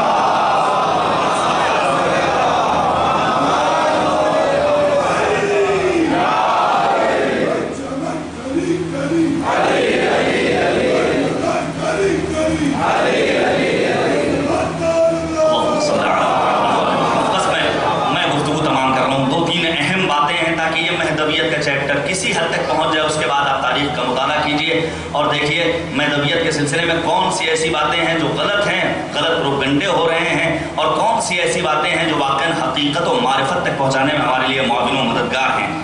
ایک سچا منتظر وہ ہے جو راہوں کو ہموار کر سکتا ہے، جس کے اندر صبر پایا جائے، بردباری پائی جائے۔ ایک اہم چیز، سچا منتظر وہ ہے جس کے یہاں اتحاد، یک دلی، یکجہتی، ہمدردی پائی جاتی ہے۔ میں تو کہتا ہوں اور خود اپنے لیے پروردگار کی بارگاہ میں توفیق نیک کا خواہاں ہوں کہ ہمارے شہر میں، ہمارے سماج میں، ہماری بستی میں، ہمارے علاقے میں، ہمارے اپنے جاننے والوں میں کوئی انسان بالفرض کسی مشکل میں گرفتار ہے، اس کے کہنے کی نوبت نہ آئے، ہم خود پہنچ جائیں اس کی مدد کے لیے۔ یہ اتحاد و یکدلی و یکجہتی کا تقاضا ہے، کہنے کی ضرورت کیوں پیش آئے۔ ایک سچا منتظر وہ ہوتا ہے جس کے یہاں یکدلی پائی جاتی ہے، وہ بھی یہ نہیں سوچتا کہ کیسے اس کے دو لقمے کم کر لے، بلکہ وہ چاہتا یہ ہے جتنا خود کھائے اتنا اپنے دوسرے بھائی کو بھی کھلائے۔ عزیزان گرامی توجہ کیجیے گا، میں ایک روایت پیش کرنا چاہتا ہوں، ایک بار پھر سے رضا سرسوی صاحب کے وہ شعر پڑھ کر کہ دلوں میں نفرت، لبوں پہ غیبت، فریبی آنکھیں، مکان غصبی، دلوں میں نفرت، لبوں پہ غیبت، فریبی آنکھیں، مکان غصبی، بلا رہے ہو جسے بتاؤ وہ آ گیا تو کہاں رہے گا۔ بھائی بھائی کا حق لیے لے رہا ہے اور زمینوں پر قبضہ ہو رہا ہے، دلوں میں نفرتیں پائی جاتی ہیں، وہ گورنمنٹ سروس کر رہا ہے، ہمارا بچہ کہیں نہیں پڑھ پا رہا ہے، تمام تر باتیں، لیکن اتحاد و یکدلی پائی جانی چاہیے۔ میں آپ کی خدمت میں حدیث قدسی بیان کرتا ہوں، پروردگار عالم ان مومنین کے لیے جن کے یہاں آپس میں لڑائیاں پیدا ہو جاتی ہیں، توجہ کیجیے گا، 2 دنوں تک معبود خاموش رہتا ہے، آپس میں بول چال بند ہو گئی، اکثر ہوتا ہے، بچپنے میں تو بہت ہوا کرتا تھا، لیکن ابھی ہم دیکھتے ہیں بڑے ہو گئے، داڑھی سفید ہو گئی، موت کے قریب ہے، لیکن ابھی بھی دل میں نفرت پائی جاتی ہے، بولنے کو تیار نہیں ہے، ایک دوسرے کے گھر نہیں جانا ہے، مجلس ان کی ہو گئی، مجلس ہماری ہو گئی، مجلسیں تقسیم ہو گئی ہیں، مجلس حسین کا نام نہیں رہ گیا ہے۔ یاد رکھیے میرے عزیزو، مجلس حسین ابن علی ہے، نہ میری مجلس، نہ آپ کی مجلس، نہ ان کی مجلس، نہ ان کا مولوی، نہ ان کا مولوی، بلکہ یہ ذاکر حسین ہے، یہ ذکر مجلس حسین ہے، یہ ذکر شہدائے کربلا علیہ السلام ہے۔ 2 دنوں تک جب مومن آپس میں گفتگو نہیں کرتے ہیں، پروردگار خاموش رہتا ہے، اور جیسے ہی تیسرا دن آتا ہے، معبود اپنے فرشتوں کا حکم دیتا ہے، اس انسان کا نام صاحبان ایمان کی فہرست سے خارج کر دو۔ اور جب فرشتہ کہتا ہے معبود اس میں ایک ظالم ہے، ایک مظلوم ہے، ایک نے دوسرے کا حق لیا ہے، ایک کا حق لوٹا گیا ہے، اس دوسرے کی کیا خطا ہے جس کا نام نکالنے کی تو بات کر رہا ہے، تو پروردگار کہے گا اس کو پہل کرنی چاہیے تھی، جا کر کے گلے لگنا چاہیے تھا۔ ایک انسان دوسرے انسان کے گلے لگ جائے، نفرتوں کو مٹا دے، چھوٹا نہیں ہو جائے گا، بلکہ سچا منتظر بن کے امام کی آمد کا زمینہ فراہم کرے گا۔ بس میں آخری منزل پر پہنچ گیا، بہت کچھ ہے مطالب، یہ پوری ڈائری میرے پاس ہے، یہ میرے پاس ٹیبلٹ موجود ہے، میں بہت بڑا کوئی عالم نہیں ہوں۔ میں نے آپ کے سامنے بیان کیا تھا کہ علماء اہل سنت نے سرکار حجت کے سلسلے میں روایات نقل کی ہیں، 3666 روایتیں، لیکن مجلس چونکہ اس طرح ہوتی ہے، کاش پروجیکٹر ہوتا اور اس کے اوپر آپ کو ہم دکھاتے کہ 50 روایات مثلاً ایسی جس میں ائمہ اطہار کے نام امیر المؤمنین سے لے کر کے امام زمانہ تک دقیق آئے ہیں، شیعہ کتابوں میں بھی ہیں، سنی کتابوں میں بھی ہیں۔ 91 روایات ایسی ہیں جس میں لکھا ہوا ہے کہ ہمارے امام 12 ہوں گے، یہ پورا ایک فارمیٹ بنا ہوا ہے، لیکن ساری باتیں میں چھوڑ رہا ہوں۔ ایک آخری بات، امام کی آمد کے لیے ایک اہم مسئلہ ہوتا ہے علامات ظہور، بڑی گفتگو ہوتی ہے، میں صرف اور صرف 5 ان حتمی علامتوں کو بیان کروں گا بطور اختصار کہ جس کے بعد امام کو آنا ہی آنا ہے۔ علامت یا حتمی ہیں یا غیر حتمی علامتیں، وہ 5 علامتیں سن لیجئے۔ پہلی علامت، بہت ساری علامتیں آپ سنتے ہیں، دجال خروج کرے گا اور یہ ہوگا اور مسجدیں ایسی ہوں گی، مرد عورت کے اس میں اور عورت مرد کے چہرے میں، یہ ساری علامتیں اپنی جگہ، لیکن وہ 5 علامتیں جب تک رونما نہ ہوں امام آنے والے نہیں۔ پہلی علامت سفیانی کا خروج ہے، یہ سفیانی خروج کرے گا، اور یہ سیریا سے شروع کرے گا، کہیں سیٹ کرنا نہ شروع کر دیجیے گا کہ اس وقت سفیانی نکل چکا ہے۔ سفیانی خروج کرے گا، سیریا سے شروع کرے گا، کربلا پہنچے گا، عراق، اور عراق سے ہوتا ہوا جارڈن پہنچے گا، اور اس کی حکومت تقریباً 15 ماہ چلے گی۔ یہ ایک علامت ہے، بہت مختصر لفظوں میں آپ کے سامنے بیان کر رہا ہوں۔ ماہ رجب میں اس کا قیام شروع ہوگا اور یہ مومنین کو قتل کرتا جائے گا۔ اس کے بعد جو دوسری علامت ہے وہ ہے خسف بیدا۔ خسف بیدا کیا ہے؟ امام ظہور کر چکے ہیں، اسے خبر ملے گی، یہ مکے کی جانب ایک لشکر بھیجے گا کہ یہ لشکر جائے اور امام کو قتل کرے، امام کو قتل کرے۔ یہ لشکر جب مکے اور مدینے کے درمیان بیدا نامی زمین پر پہنچے گا، پروردگار کا حکم ہوگا، زمین اس لشکر کو نگل جائے گی، امام اسی طرح باقی رہیں گے۔ یہ دوسری علامت ہے۔ تیسری علامت ہے یمانی کا خروج، ایک مرد مومن ہوگا، اس کے جزیات بہت زیادہ نہیں ملتے ہیں روایات میں، ایک مومن سرزمین یمن سے خروج کرے گا اور ظالمین کو، کافرین کو فنار کرے گا۔ اور یہ چوتھی علامت ہے، آسمان سے ایک ندا آئے گی۔ یہ ندا کب آئے گی؟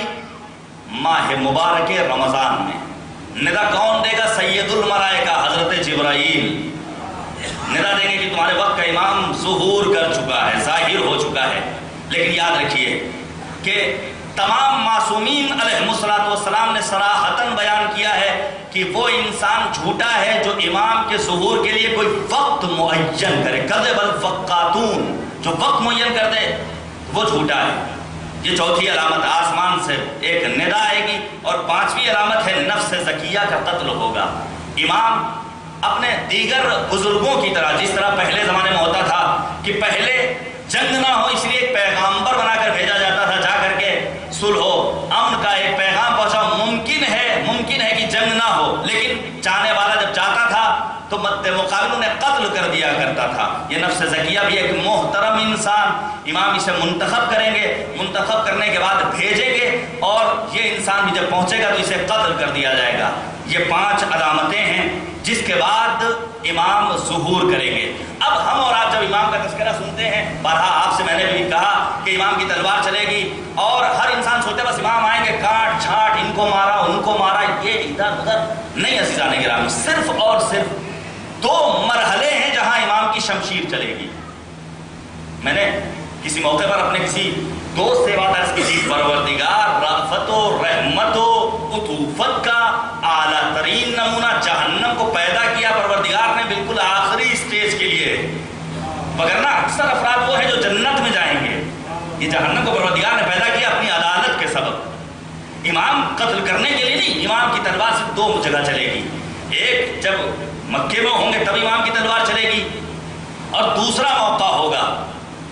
موقع ہوگا جب امام مکے میں حکومت قائم کر لیں گے، مدینے سے ہوتے ہوئے کوفہ پہنچیں گے اور کوفے سے ہوتے ہوئے جب یورپ کا رخ کریں گے تب حضرت عیسیٰ آئیں گے اور امام کی ابتدا میں نماز ادا کریں گے۔ جناب عیسیٰ کب آ رہے ہیں؟ ایک عرصہ گزرنے کے بعد جناب عیسیٰ نماز پڑھیں گے، پھر دنیا کے مسیحی جب دیکھیں گے کہ ہمارا نبی فرزند زہرا کی ابتدا میں نماز پڑھ رہا ہے تو اکثر مسیحی مسلمان ہو جائیں گے، مومن ہو جائیں گے، اور پھر امام رخ کریں گے فلسطین کا، جہاں جانے کے بعد اصل توریت کو باہر نکالیں گے۔ آج اسرائیل جو کچھ کر رہا ہے وہ صرف اس لیے کہ اصل توریت کو باہر نکال لیں، لیکن یہ کس کے ہاتھوں نکلے گی توریت؟ سرکار حجت کے ہاتھوں۔ جب توریت اصل باہر آ جائے گی تو جتنے یہودی ہوں گے وہ بھی امام کے ہاتھوں پر بیعت کر لیں گے، اور آخری مرحلے میں جو بالکل کوڑا کباڑا افراد بچیں گے، امام کی شمشیر ان کے اوپر چلے گی۔ عزیزان گرامی، یہ باتیں یقیناً نامکمل رہیں گی، لیکن حقیقت یہ ہے کہ ان چیزوں کا جاننا بہت ضروری ہے۔ امام آئیں گے تو ایسے نہیں بس آنے کے بعد حکومت نہیں، علم اپنی اعلیٰ ترین منزلوں پر ہوگا، مرد و زن ہر ایک علم کے اعلیٰ ترین معیار اور منازل پر فائز ہوگا۔ امام آنے کے بعد کلچرل کام کریں گے، ادب، ثقافت، تہذیب دیکھنے کے قابل ہوگی، زراعت دیکھنے کے قابل ہوگی۔ آج کھیتیوں کو اجاڑا جا رہا ہے، جنگلوں کو کاٹا جا رہا ہے، لیکن اس دور میں زراعت قابل دید ہوگی۔ یہ امام آنے کے بعد ثقافتی کام کریں گے، علمی کاموں کو انجام دیں گے، تہذیب کو فروغ دیں گے، اور امام آنے کے بعد ایک اہم چیز بدعتوں کو ختم کریں گے۔ بس یہیں پر میں مجلس تمام کر رہا ہوں۔ امام آنے کے بعد بدعتوں کا خاتمہ کریں گے۔ بدعتوں کے خاتمے کا مطلب کیا ہے؟ آج ہمارے یہاں بھی رسومات اضا کے نام پر بعض بدعتیں پائی جاتی ہیں۔ ان بدعتوں نے ہماری عزاداری کو بڑا متاثر کیا ہے منفی انداز سے، اس کے اثرات اچھے نہیں ہیں۔ امام آئیں گے، آنے کے بعد بدعتوں کو ختم کریں گے۔ میں آپ کے سامنے عرض کروں، جب تراویح شروع ہوئی ہے، امیر المؤمنین نے امام حسن مجتبیٰ کو بھیجا ہے کہ جاؤ اور جانے کے بعد منع کر دو کہ یہ نہ پڑھیں۔ کیوں؟ کیونکہ یہ بدعت ہے، دین میں دوبارہ داخل کی گئی ہے، اس کا وجود نہیں تھا۔ امام حسن گئے ہیں اور کہنے والوں نے کہا آپ سے کیا مطلب؟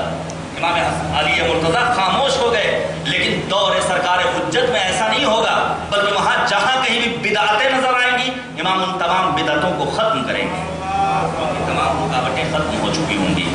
معبود ہمیں توفیق دے کہ ہم زمینہ فراہم کر سکیں اپنی زندگی کو صحیح راہ اور روش پر بسر کرتے ہوئے امام کی آمد کے لیے راستہ ہموار کر سکیں، اور ہم ان 10,314 افراد میں شامل ہوں جو امام کے لشکر کے حقیقی لشکری ہوں گے، سپاہی ہوں گے، فوجی ہوں گے۔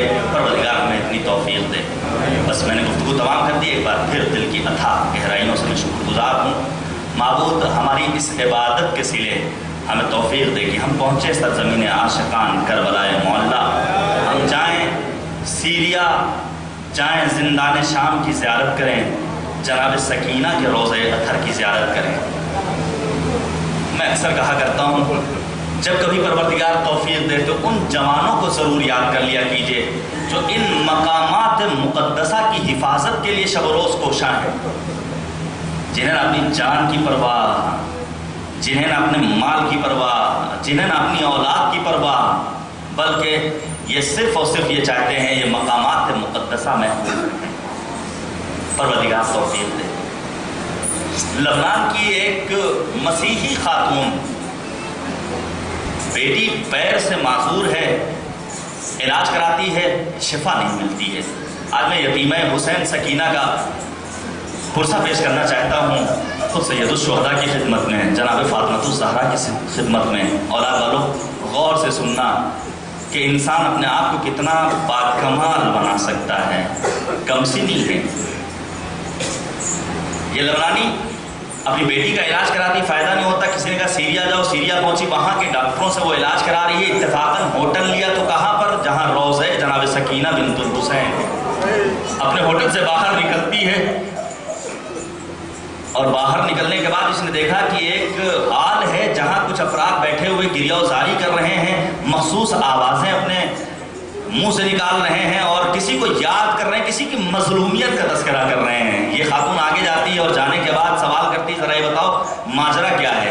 عاشقان حسین نے پورا واقعہ کربلا بیان کیا اور بتایا مظلوم کربلا کی ایک کمسن بیٹی سکینہ تھی جس کا یہ روضہ ہے۔ یہاں جو آتا ہے خالی ہاتھ آتا ہے لیکن دامن مراد بھر کر واپس جاتا ہے۔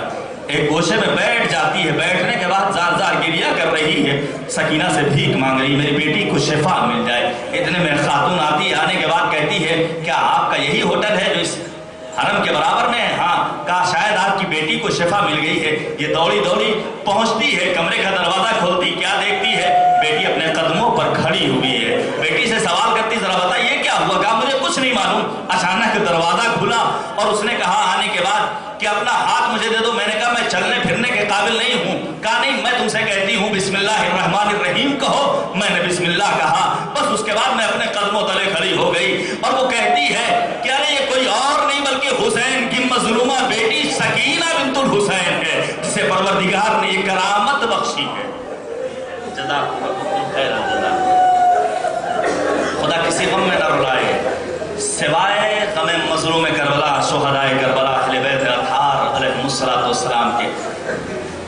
ایک عالم کا بیان ہے کہ میں حرم میں حضرت سکینہ میں کھڑا ہوا تھا، میں نے دیکھا کہ سیریا کے بچے اپنے ہاتھ میں چھوٹے چھوٹے کھلونے لاتے تھے اور لانے کے بعد سری میں ڈال دیا کرتے تھے۔ اے یتیمہ حسین، آپ کی کمسری تھی، جو عمر آپ کے کھیلنے کی تھی اس میں آپ کو تماچے لگائے گئے، اس میں آپ کو درے لگائے گئے، اللہ اکبر، اس میں آپ کو ستایا گیا۔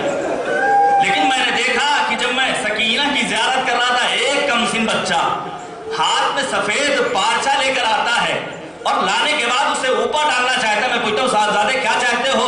کہا میں اسے اوپر ڈالنا چاہتا ہوں۔ میں نے بڑھ کر سوال کیا ذرا یہ بتاؤ یہ سفید پارچہ کیوں؟ سیریا کے بچے تو اپنے ہاتھ میں کھلونے لے کر آتے ہیں، وہ بچہ گریہ کرتا جاتا ہے، آواز دیتا ہے، میری ماں نے مجھے بتایا ہے یہ حسین کی یتیمہ سکینہ جسے کفن نصیب نہ ہوا تھا، میں کفن لے کر آیا ہوں یتیمہ حسین کے لیے۔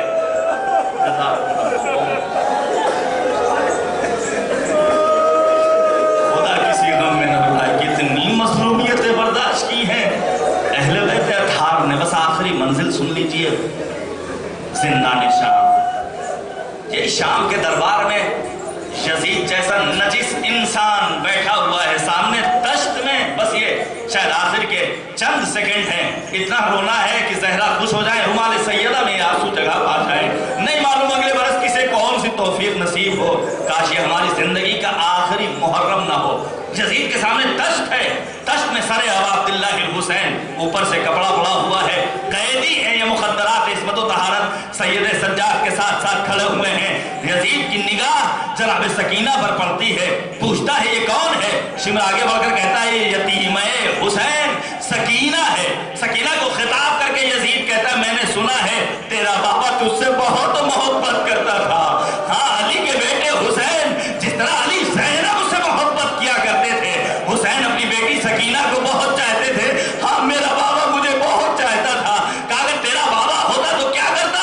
میرے بابا ہوتے تو اپنے ہاتھ سے تازے خرمے کھلاتے۔ ارے ذرا کمسنی کا اندازہ کیجئے، ایک مرتبہ یزید کہتا ہے اس خان کے نیچے تازے خرمے ہیں، کیا تم کھاؤ گی؟ سکینہ نے حسرت بھری نگاہوں سے اپنے بھیا سید سجاد کو اشارہ کیا،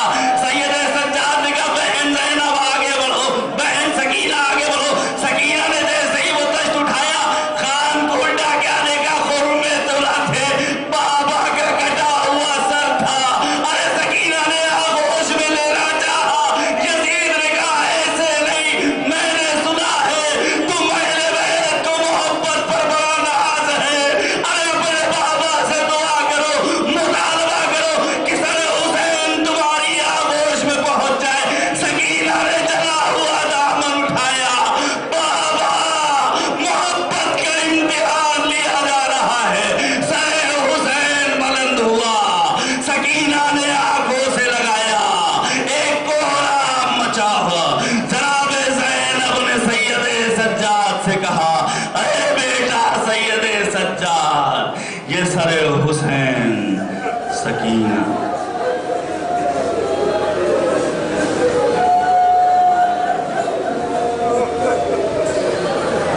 وَسَيَعْلَمُ الَّذِينَ ظَلَمُوا أَيَّ مُنقَلَبٍ يَنقَلِبُونَ إِنَّا لِلَّهِ وَإِنَّا إِلَيْهِ راجعون۔ رضا بقضائه وتسليما لأمر إلهي لا معبود سواه۔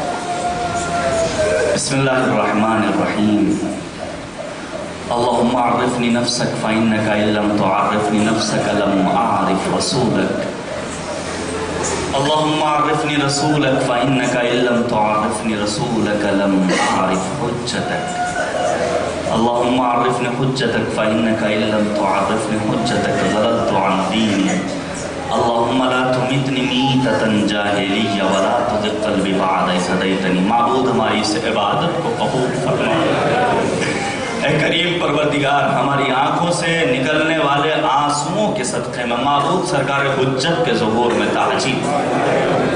معبود وہ مومنین، وہ مومنات، وہ حسین کے عزادار جو مریض ہیں، ہاسپٹل میں زندگی بسر کر رہے ہیں، عزاداری کی نعمت سے محروم ہے، کریم پروردگار انہیں شفائے کامل و عاجل عنایت فرما۔ معبود تجھے واسطہ ہے محمد و آل محمد کا، ہمارے والدین اگر اس دنیا میں نہیں تو انہیں جوار رحمت میں جگہ عنایت فرما۔ اے کریم پروردگار، شب جمعہ ہے، ہم تیری بارگاہ میں دست سوال بلند کر کے دعا کرتے ہیں، معبود ہمارے گناہان صغیرہ و کبیرہ کی مغفرت فرما۔ معبود ہمیں کربلا کی زیارت سے مشرف فرما۔ معبود ہمیں اپنے وقت کے امام کو پہچاننے کی توفیق عنایت فرما۔ معبود ہمیں کربلا بولنے، کربلا سمجھنے، کربلا پڑھنے کی توفیق مرحمت فرما۔ اے کریم پروردگار، پرچم اسلام کو سربلند فرما، پرچم شرک و کفر و نفاق کو سرنگوں فرما، دشمنان اسلام کو نیست و نابود فرما۔ معبود تجھے واسطہ ہے عظمت شہداء کربلا کا، ہمارے وہ پاکستانی برادران جو ان دنوں قید و بند کی زندگی بسر کر رہے ہیں، جن کے لیے علماء گرفتاریاں دے رہے ہیں، معبود علماء کو سلامتی دے، ساتھ ہی ساتھ ان جوانوں کو ان کے گھروں تک واپس پہنچا دے۔ اے کریم پروردگار، جہاں کہیں بھی حسین کا فرش عزا بچھ رہا ہے، معبود حسینیوں کی حفاظت فرما۔ معبود تجھے واسطہ ہے محمد و آل محمد کا، اسلامی انقلاب کی حفاظت فرما۔ معبود اس انقلاب کو انقلاب امام زمانہ سے متصل کرتے ہیں۔ اے کریم پروردگار، فرزند زہرا رہبر انقلاب حضرت آیت اللہ العظمیٰ خامنئی اور مرجع عالی قدر حضرت آیت اللہ العظمیٰ سیستانی کا سایہ ہمارے سروں پر قائم ہوتا ہے۔ معبود دشمنان اسلام کو نیست و نابود فرما۔ اے کریم پروردگار، پرچم اسلام کو سربلند فرما، داعش جیسی تکفیری ٹولی کو نیست و نابود فرما۔ اے کریم پروردگار، ہمارے اعمال کو اس لائق بنا دے کہ امام ہمیں اپنے اعوان و انصار میں شمار کریں۔ ربنا تقبل منا انک انت السمیع الدعاء۔